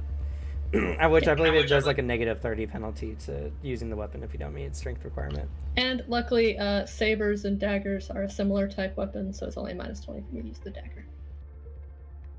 But yes, there's that weapon. Can I please ask for a copy of everything that says about that I weapon? 'Cause posted I'm an probably gonna image of forget it to- in the Discord. You can click it and open the original, and it'll open the full image. It's definitely a very interesting looking sword.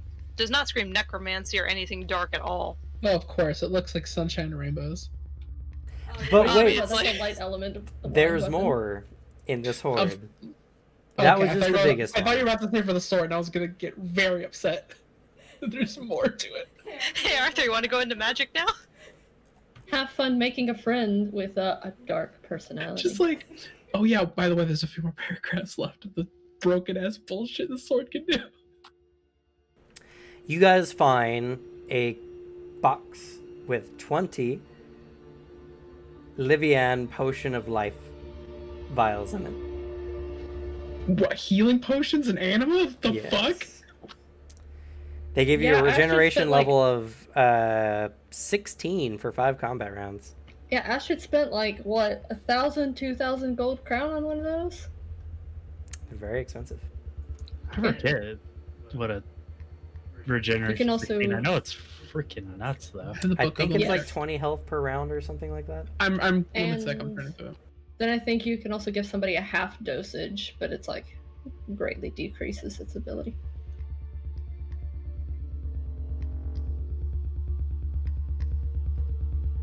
If you can give them a half dose, which diminishes the healing time by 2 combat turns. Okay, so a 16. Oh, wait, no. Regeneration level of. What was that, 16? 16. That is. Okay, this is. What's for resting? This doesn't even say for just how much it gives you per turn. Ew. Oh, I mean. Oh, there it is. It's 10 per minute. Wait, that's production. I don't know. In conclusion, I have no fucking clue.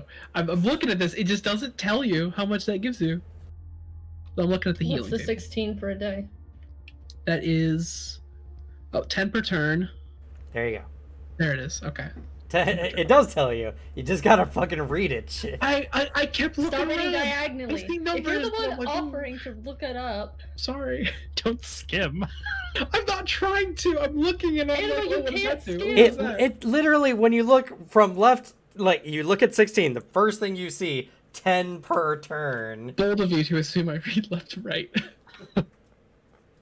He actually reads diagonally. For real, honestly, I looked at it and immediately I see a big block of text. I'm like, ooh, what does that say? I'm sorry to be ableist, but fuck you. I don't know. I can't read books anymore.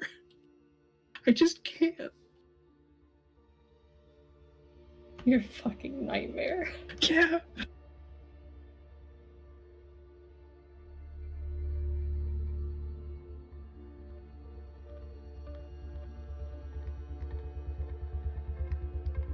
One second, I gotta get to the next magic items. Oh wait, no, they're in the Arcana. Yeah? Yeah, I think so. Yes, here they are.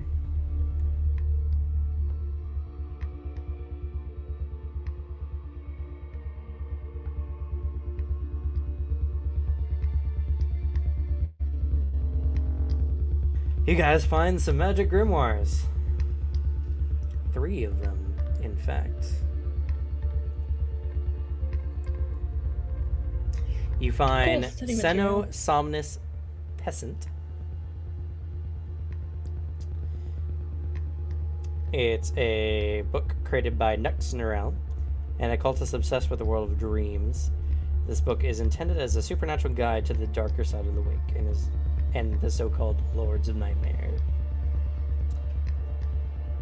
It's an extremely Research rare before book. you attune. There's less than 20 copies that exist within Gaia.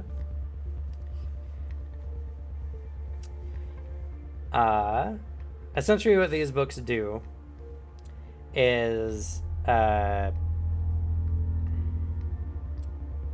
have certain spells in that you can learn. There are certain rituals that you can learn, and they give you certain lores that they give you. Let's see. Here, gotta read the grimoire thing real quick.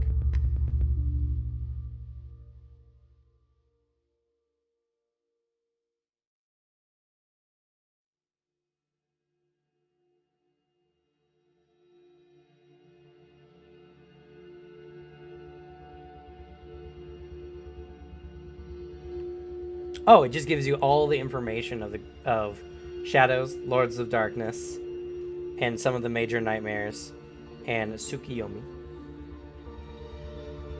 There's no magic theory in this book. It does give you a plus 40 to all occult checks related to the wake, and a plus 40 magic appraisal to identify spells related to dreams. Useful. I'll just cut and paste this.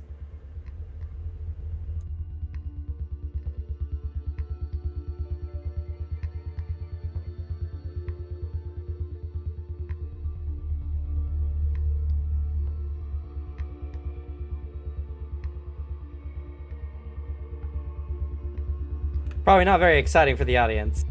Unfortunately, it's a loot.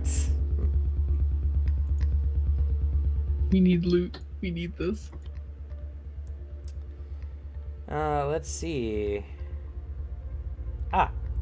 You find the Deuce Vodam. It's an Itsy book. Wrapped in human skin and bound by bones. Of course it would be. Mm-hmm.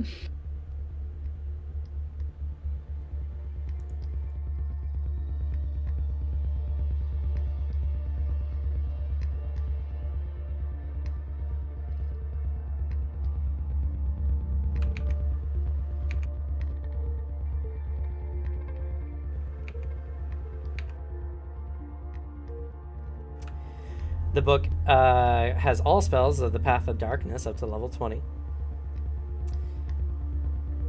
Free access spells cast, let's see.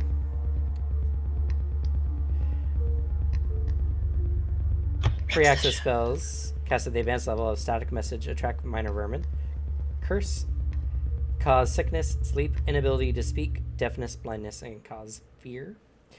You know the rituals, or it has the rituals Varus, Antim Sanxer and Rakathes.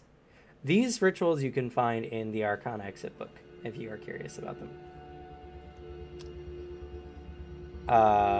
You learn the invocations for Anima, Naga, Pandora, Idea, and Rakasha. A few of those are wild. They're for really cool. invocations. Yeah. Magic theory of up to level 36. Plus 52 occult checks to recognize the effects of Vaudon spells. And all the spells in this book assume that the wizard you're using them are an expert in Vaudon practices. If you are not an expert, you can still cast the spells, but only at the most basic level. And the last one. Here we go. Umbra Sigma.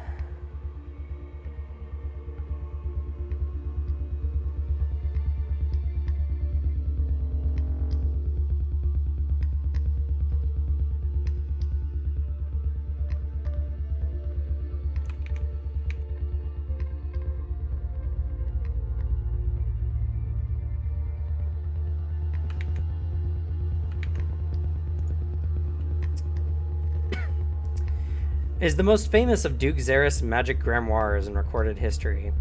It was written by the Archmage of Epiridaltes, High Priestess of the Cult of Erebus, who is an expert of summoning the forces of fire and darkness. It is a large, beautifully carved volume bound in black wood with a huge black dragon carved onto its cover.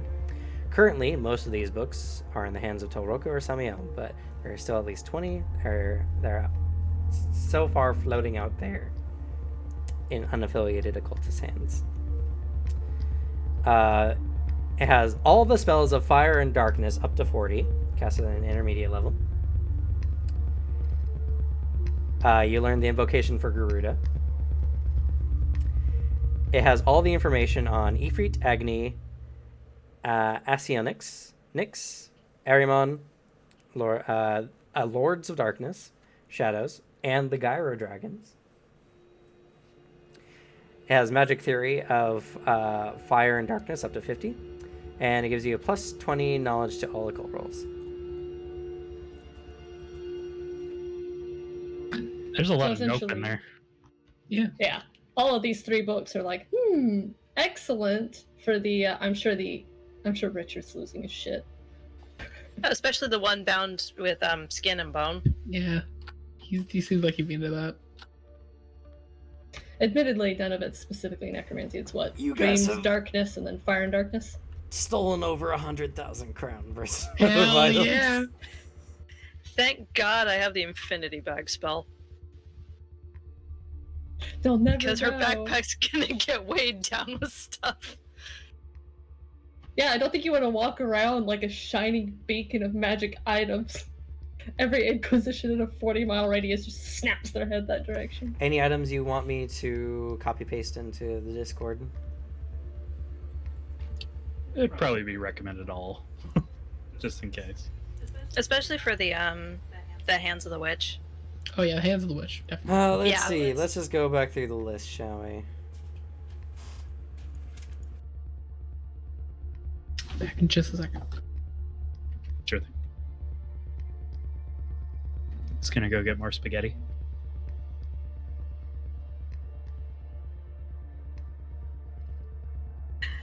Well, we've officially robbed the bank. When are we when are we buying a country? We're gonna go hide in Moth. Pretend this never happened. Hey, Radovid, look what we found. We need to leave right now. Can you Thankfully, we have that stone where you can't sense it outside the radius. The problem is, if someone walks into it, they're gonna sense the magic. Would you like to use any of these to combat your father's magic?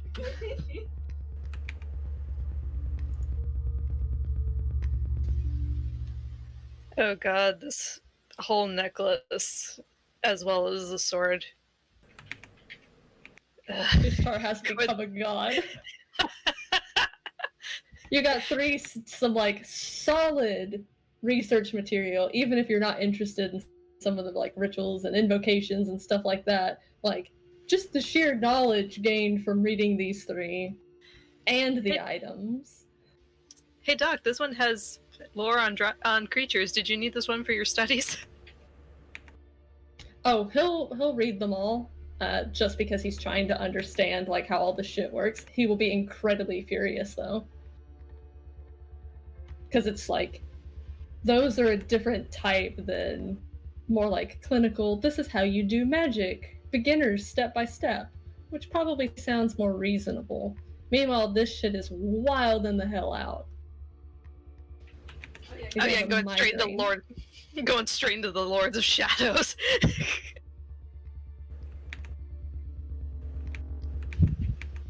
Reading the Naga thing's probably gonna make him really upset though. I found Shadow Lords to be rather interesting. Because you were individuals. letting them all free. The only one that kind of sucked was the one that was trying to sacrifice me, but that's beside the point. He was up and coming. He didn't know better. Yeah, you murdered a wannabe Lord of Shadow and you let 2 of them go, right? I don't know if we murdered him. I think we just stopped him. I Temporarily. don't know. Normally, if somebody's trying to become something like super uber cool, you murder them to stop them from ever becoming the super uber cool thing. The other 2 were really chill. What a Yes, story because to you were return working to. for them. I don't think you've ever told me this story. Of which one? Because I've met The whole Lords of Shadow thing. I don't think you've Oh, ever told me. he's immensely proud of that. He's Yeah. mentioned it tons of times. If then it's been a while and I have no memory of it. Which one do you want to know about? The one associated with Aaron Black, the one associated with Siegfried, or the one associated with Alexi's cousin, Axel Frey? How about Aaron Black, since it came up last Sunday? So Aaron Black didn't join the party immediately, we'll say.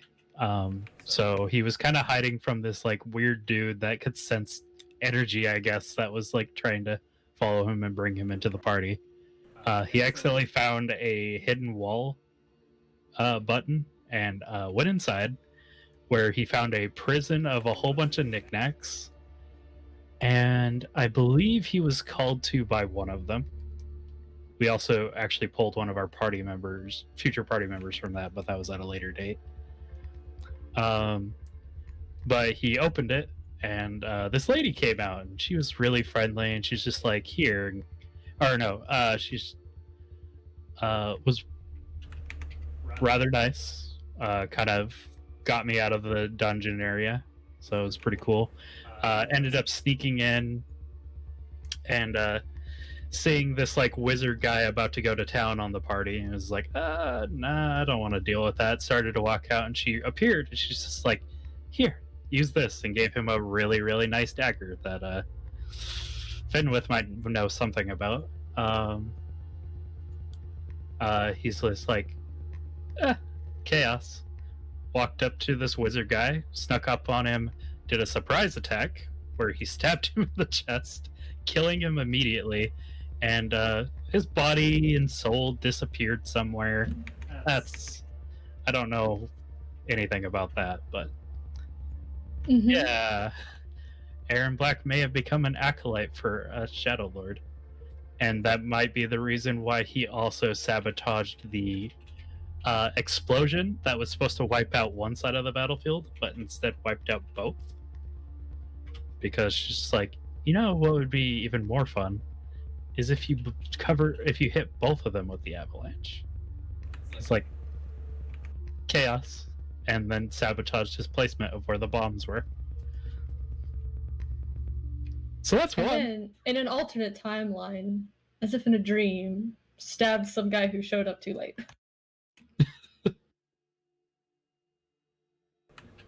What's the other one you would like to know?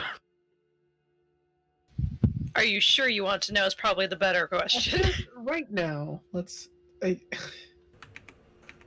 I'm remembering how the Anima games before I've joined, the stories I've heard,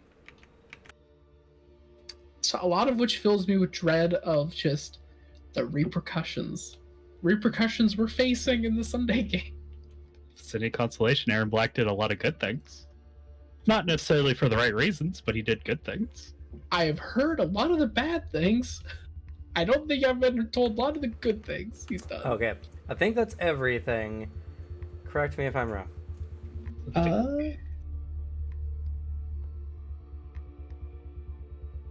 You guys got a lot of shit. We oh, did. that's right. You got the potions as well. One Oh, second. potions. I was about. Yep, I was about to say. And it was how many of those? I think 20. Right? 20. Yeah, Jesus. 5 each.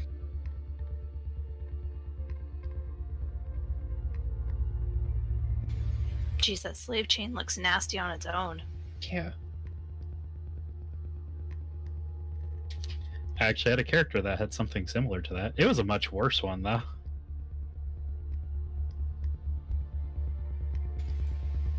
The dragon armor, yes, was black, and I believe it was 3 types of cold. I was just Had, getting him to extra write it down footboard somewhere cold. so it was visible. Mm-hmm. Yeah. Not that he answered. I did. I said edited. If you look above the dragon armor, Oh, okay. black scales ice helmet.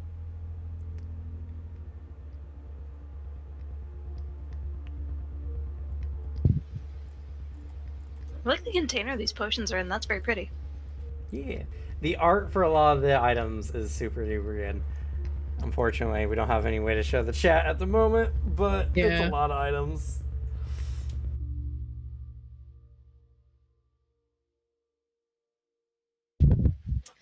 So Ishtar's casting Infinite Bag on her personal bag so she can just shove as much stuff in here as she can. Okay, then if you're doing that, does anyone want any of these objects for themselves before they get put away in Ishtar's bag, and then Ishtar will be responsible for them henceforth? At least until we can get back to Radovan. Yeah, let's split 5 potions to each, and then I have the Jealous Fang. Godspeed to the rest of you. How would we like the? I don't know. There's a lot Yeah, of like. unfortunately, most of the magic boosting stuff is like, if you harm somebody, Serena crying gently. Well, there's just like a lot of stuff that's like, that's seemingly glaringly evil. Yeah. Yeah. The human skin book is a little.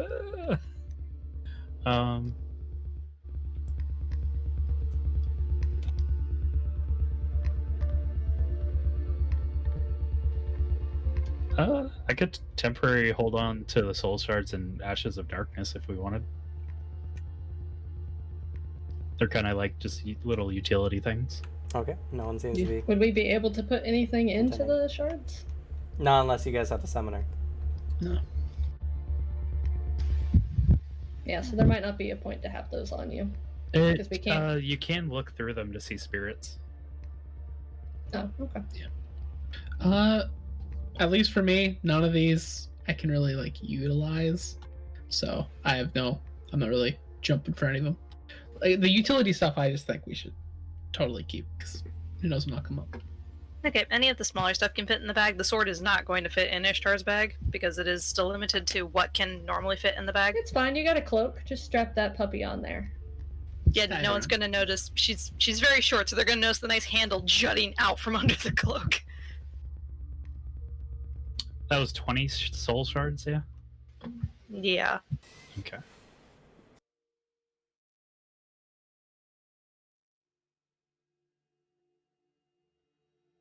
That pouch with soul shards is 50,000 crown, I think. Jesus. Well, yeah, they're fucking useful ass items to keep yourself from getting murdered to fuck by your summons as soon as you lose control. That one And pouch some of is them the majority stuff of in what it. you guys found as far as the money is concerned. Maybe you should keep Oh. like one of the crystals on you so you can see spirits, and then toss the rest. We just got to make like little spectacles. We take 2 of them, we put them in between like a little metal thing, and it's just. Just kidding. It's just to make glasses out of fucking rupees. Also, I think you misunderstand how large broadswords are. It's not like the entire length of your body. It is thick, like wide though. Oh no, Yeah, it's a bastard sword. It's, bastard even sword. worse. The bastard. Yeah. Oh, okay. I said broadsword earlier, but I corrected myself. It's a bastard sword. I mean, it's still like 4 feet in length. Yeah, it's Yeah, it's still pretty noticeable given Ishtar's height. Still a big ass sword. I mean, you have a body length cloak, yeah? Or do you just have like a little Yeah. cape on? No, she has a body length one because of scales. Yeah, then like Yeah. it would You still could have also pants. just kind of like wrap. Well, like kind of like I said with Sebastian. I'm getting like a whole bunch of S names like confused at once. You can kind of just wrap it around in a cloak or something, or with a cloak or something. I guess she'll probably do that.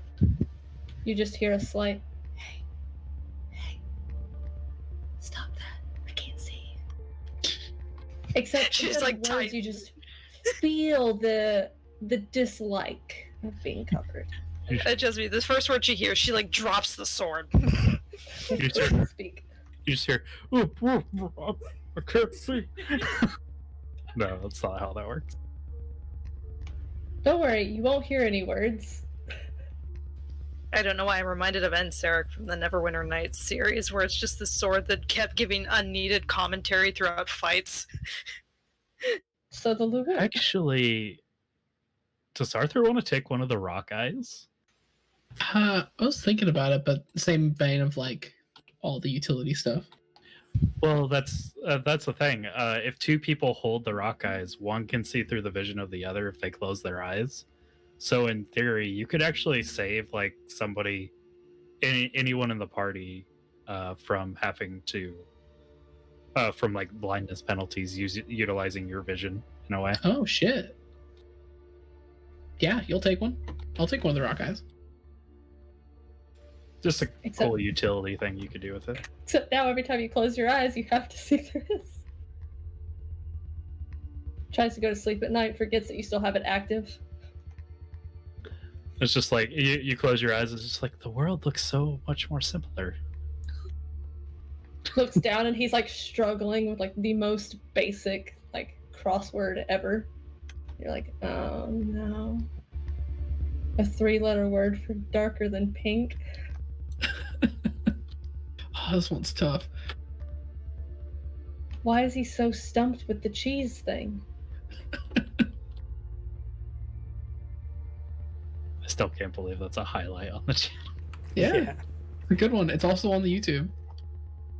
Since it just gave At least the me YouTube you MP4. can clip the full thing. Yeah, rather the than just- one that was clipped. It's I don't know why that clipped like that. The highlight was what I was going for. It just clipped itself, I guess. But the highlight, like luckily, like that bit was perfectly like a minute. So But yes, you guys finally have a bunch of magic items. Okay, whatever's not being used is going in the bag. Also, I forgot when you were saying it because I was writing the high of, ooh, that's a really nasty VR check, and did not notice the double duration of effects. That is fucking horrible. God. Yeah. To double how long you're in a -80 all action penalty from extreme pain that is already set by hours. So if you get it, it is at minimum a fucking hour. God, Finwith getting I'd his rather hand. just be killed. God, if Finwith got his hands on this necklace, the supernatural devourer, he'd be unstoppable. God, that'd be Fuck good. yeah, he'd be constantly getting Xeon enough back for another shift, and he'd be kicking the shit out of other things. Just remember, it takes away from your daily accumulations. Yep, I do have that in my notes. It's a minus Yeah, for Finn with that 40. wouldn't be a problem because he just gets back so much fucking Xeon. That's easy. It would just be a -40 to my total, and I'd make a note of that. Yep, easy enough. Just one of the things about the Supernatural Devourer is it's pretty strong. Well, you guys have the notes, but it can also only destroy about 250 Xeon per turn. Still pretty useful. That's a good chunk of Xeon. I mean, that's like under the assumption you make 500 damage in a round, so nothing you guys are probably gonna have to worry about. Looks at sword. We'll see. Like I said, the fact that it cuts Motherfucker. through 6 levels of armor, though, is Yeah. insane. Granted, your damage gets converted to cut, so. Yeah. But still being able to go through 6 levels of armor is pretty nice. Bishop's just gonna have to used to hearing a voice constantly on her shoulder. So we have about 10 minutes left in the session for today. Do you want to do your speech today, or do you want to hold it for a week? Let's do it next week. Okay. Sorry, a good last chunk of the session was pretty much taken up by magic items. Cameron, you know you could have just pinned the first one, and then we could have just scrolled down through the items. I mean, I'm pinning them, technically speaking. That's Devin. So. Oh, sorry, I didn't see which one. I just saw all the pings of pins.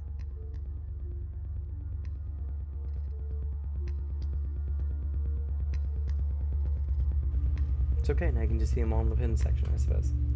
Well, delete all the messages of your pins when you're done. Oh, that's fair. Yeah, I could take care of that. No worries. All right. Well, But then yeah. we'll call it. Experience interpretation. Mostly combat, but I did like a lot of the things you guys ended up doing in the combat. Lots of thinking. I'll give you guys 15 experience points. This is the smarter party, to be fair. It's fair. Yeah. 3 experience for being here. We also have a bunch more utility in this party. Good ideas. Yes. I'll give you guys 3 experience points. Trying your best to hide the fact that you guys have gone to the basement. You guys did some interesting things, removing the floorboards and all that kind of stuff. The setting the stage to make it look like the stairs just gave out was super fun. And it Yeah, if the ended creature up- were stupider, it would have been better. Yeah. No, they're not super smart, but they're like a peasant's intelligence. Yeah. And I guess they can see in the dark. Kind of. That's more like they, It's like a life sense. well, it's not necessarily just that as well. You guys were technically only in, like, not complete darkness, but dark. So, they were able to see about as much as you guys were. Seeing you with a -60 notice check and all that. But anyway, let's see. Difficult actions. Yes, opening up that chest with the sword in it was a difficult action. And also I was wrong. That sword. No, I was close. The sword is 25,000, not 20,000 crown. So, that I'll give you guys 3 experience points as well. No segment closure. Combat. So, for each of the combats, I'll give you guys 5 overall experience. Honestly, the undead were not the threat. The threat was being found. And even when you guys were found, that really didn't cause too much of an issue. So, 5 experience points. Also, these creatures are only level 4. They're just hella sturdy. Like, their attacks are not even really that dangerous to you guys. Maybe Arthur, but not everyone else. I They can't have fun- dodge good. Bone stuff. The look of that Exciting. stuff is super cool. They are very interesting. They are, what are they called? Superior animated corpse. I wouldn't call Serena sturdy. Those are type 005 superior animated corpses. And there were some of those, actually, Ishtar was remembering, but you guys did see some of them in Terra Santa. Oh, that's right, because we saw them on the screen. We didn't go into the room with them. Yeah. Memorize is a skill. I'm just kidding. Yeah, right. I will It's make fine. a I took character with a Memorize, too. mastery in memorize someday. I will. I'm sure you've done it for every other character. Or every other skill. But, let's see. Most damage dealt, Arthur. Really? Yeah. I don't know. Should we recount that? It's kind of fake. I think you have a bias speaking. Most damage taken. Did anyone take damage? Nope. Serena, no, not physically. Serena's So shield took more Jacques for damage. taking clothes damage, I suppose. A lot. His I poor think the, clothes. any of the damage that happened was just in that little barrier that's nothing happened.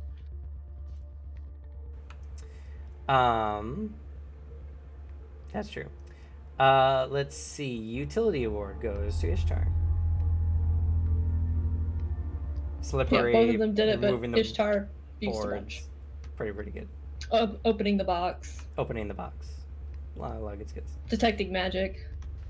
Base. Having that fire for Serena to just magnify was a good thing to have up too, I noticed.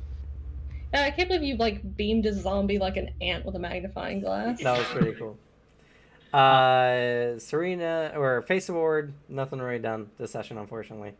Next session, most definitely. But There could have been facing, but instead a man's face was erased. yeah. The Pity Award.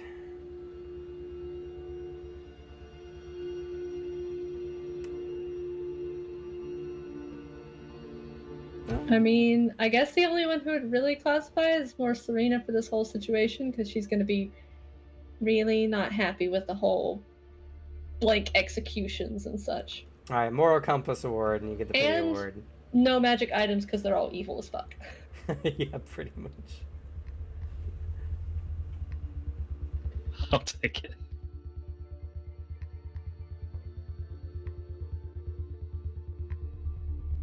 And good news, I got a level up. Congrats. Any player nominations and/or kudos? Before I forget, oh.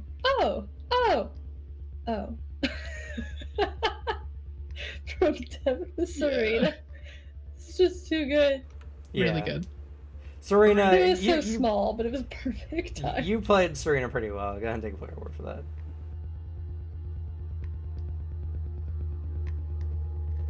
It's just like, oh, at least the guy's on a leash. He can't do anything bad. Oh, no. He's no longer on a leash anymore. To be fair, Arthur did immediately go, "Hey man, you don't have a leash anymore. You can do whatever you want." And he went, "No. I'm gonna get him murdered." That's like the one thing that like eased her up a bit. Richard's not a bad person. He's excited to use his necromancy. Yeah. He comes from a place where they look very not fondly on necromancy, to be fair. True. And he understands that, and that's why he's put his very life on the line to learn about it. This is one of the very few scenarios that he's absurdly powerful. True. And it can only be in bursts, because if he pushes his luck, somebody pushes a button. Yep. In fact, you can't even really do that many times. Otherwise, Lamagus Rex might be like, you keep going incognito quite a lot. It's only for like 20 seconds at a time, but... You know what that That's sounds like? That sounds like suspicious. enough time to accumulate and use a high-level spell. Yes. So, not taking chances. I was just worried you were watching me shit. It doesn't take you 20 seconds to shit. We've noticed you've been spending your holiday miles. How many undead have you created now? None. I've done the river. So you've been doing necromancy.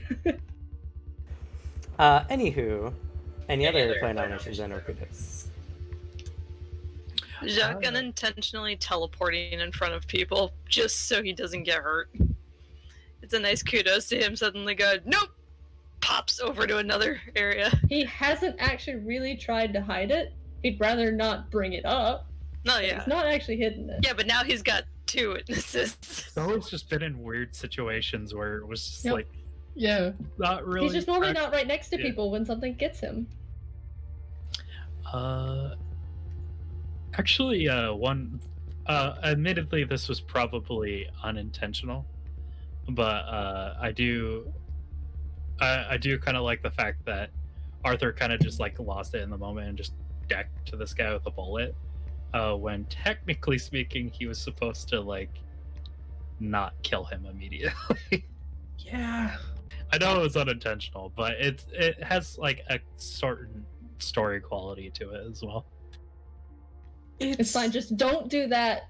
Just don't do that Yeah. to get cured. In that moment, it was a strong feeling of I have this person just there's nothing they can do, and Arthur completely like took over in that moment, and all it was like shoot. It's like, well, okay. And then I Archer? realized afterwards, probably should Take have a done player that. roll for that. For Yeah. No Mercy.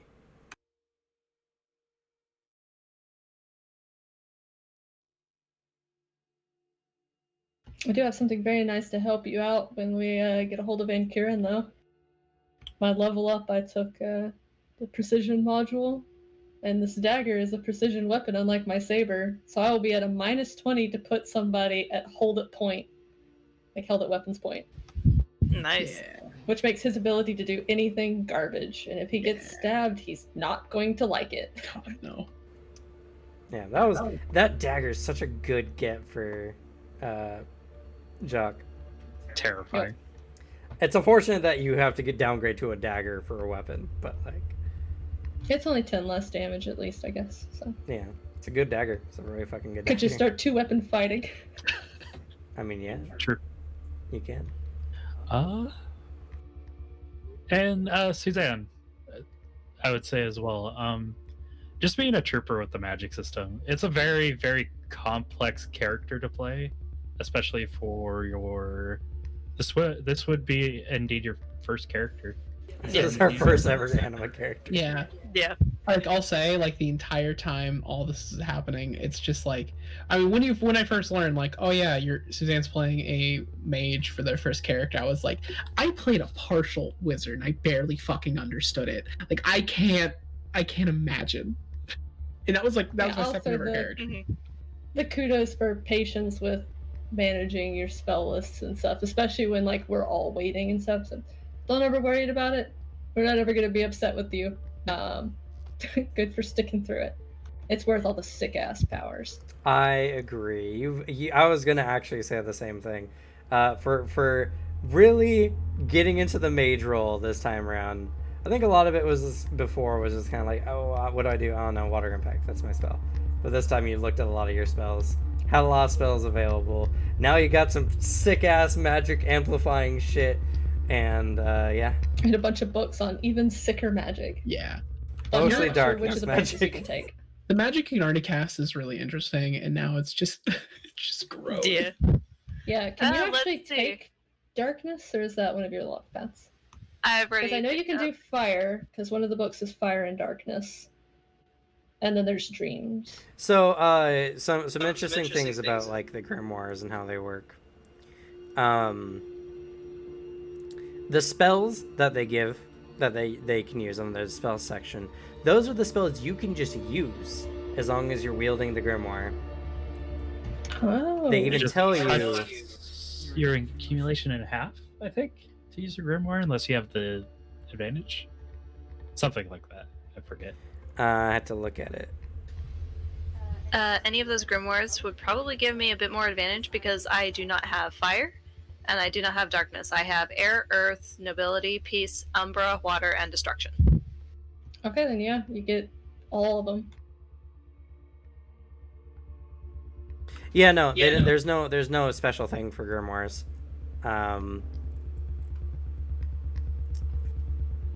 Unless maybe it's in the GM toolkit, which I don't know. Darkness, darkness, darkness, and fire. I know Who the the fuck ordered these? I know the grimoire one is in the arcane book, or the advantage for it anyway. There's none in here. Pretty sure. Versatile magic, mass summoner, gradual magic learning, born wizard, incomplete, gift, Sheely essence, familiar. Maybe it's the GM toolkit then.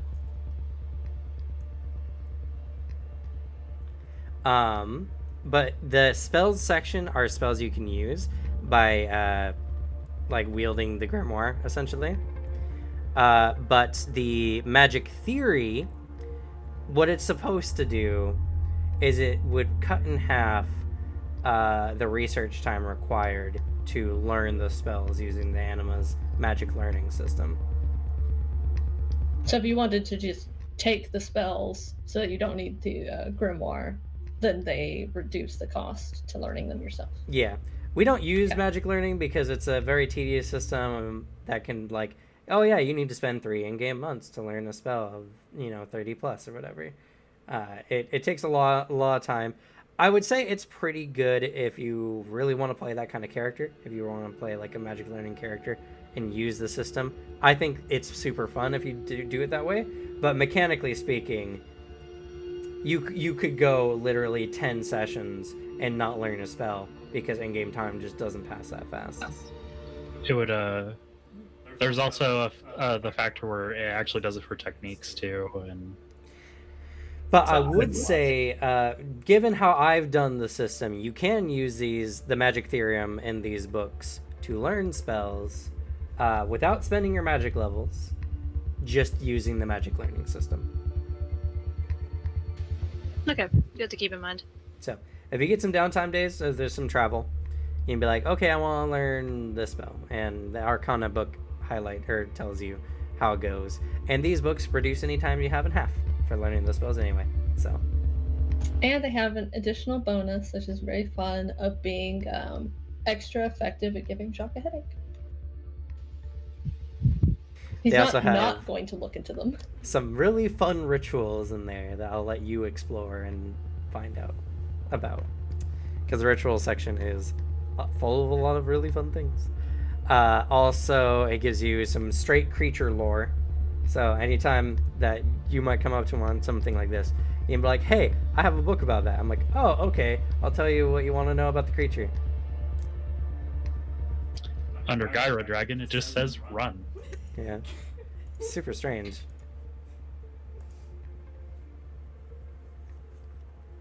But all right. Any other kudos or nominations?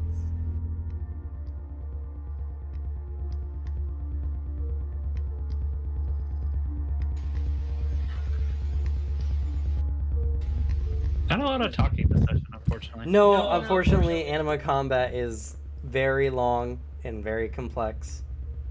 Requires lots of math. Kudos everybody on doing a stealth mission where nobody took any damage. All things considered, we don't have like a red alert on this ship right now. Yeah, this was like pretty well, especially for like a tabletop stealth mission. They usually devolve into complete chaos. So we actually. I mean, this This one was kind of restrained devolved into chaos. straight chaos. It kind of, but it's not like as bad. This is not awful. You also now have 2 of those undead as your allies now. Yeah. That's why I say it's not too awful. It does raise some concern. It does raise some slight concerns, like, oh yeah, they're under his control. What happens when you step out of the magic field? Oh, he's got to drop it. But he can just kill them if he wants to.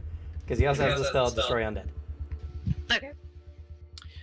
Honestly, when I think of like just a really bad stealth session, I'm reminded back to the days of Splinter Cell Chaos Theory and my brothers being down and causing a red alert in a thing, and I have to run across multiple hallways slitting the throats of every single guard I run past to go and pick them up or fail the mission. So I think we did pretty good. Yeah. And you guys got some loot, some beefy loot. It's always fun for me to just go through the Prometheum book and be like, okay, what do I want to give them? Oh, this looks right, this looks right, this looks right. And yeah.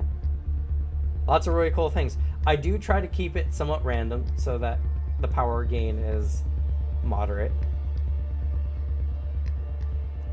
But if anything, you guys have a bunch of magic items you can sell. Probably not to Black Sun, but someone else. What was that nice knight guy we met? What, the The Tauroku? Tauroku Knight. They would be Yeah. interested in a lot of these items. Yeah, if we knew how to find them. It is Basil. Well, he gave us a position where we could go, I believe. Let me check my notes. I don't remember him saying something about finding him. I just know he got us out there and told us where to go look for allies. Yeah, good old Bazarin. Anyway, thank you all for coming. Thank you all for watching. I'm going to end this early so Alex can get right into his Cyberpunk 2077 Yeah. and play some more. You fucking bastard, I hate you.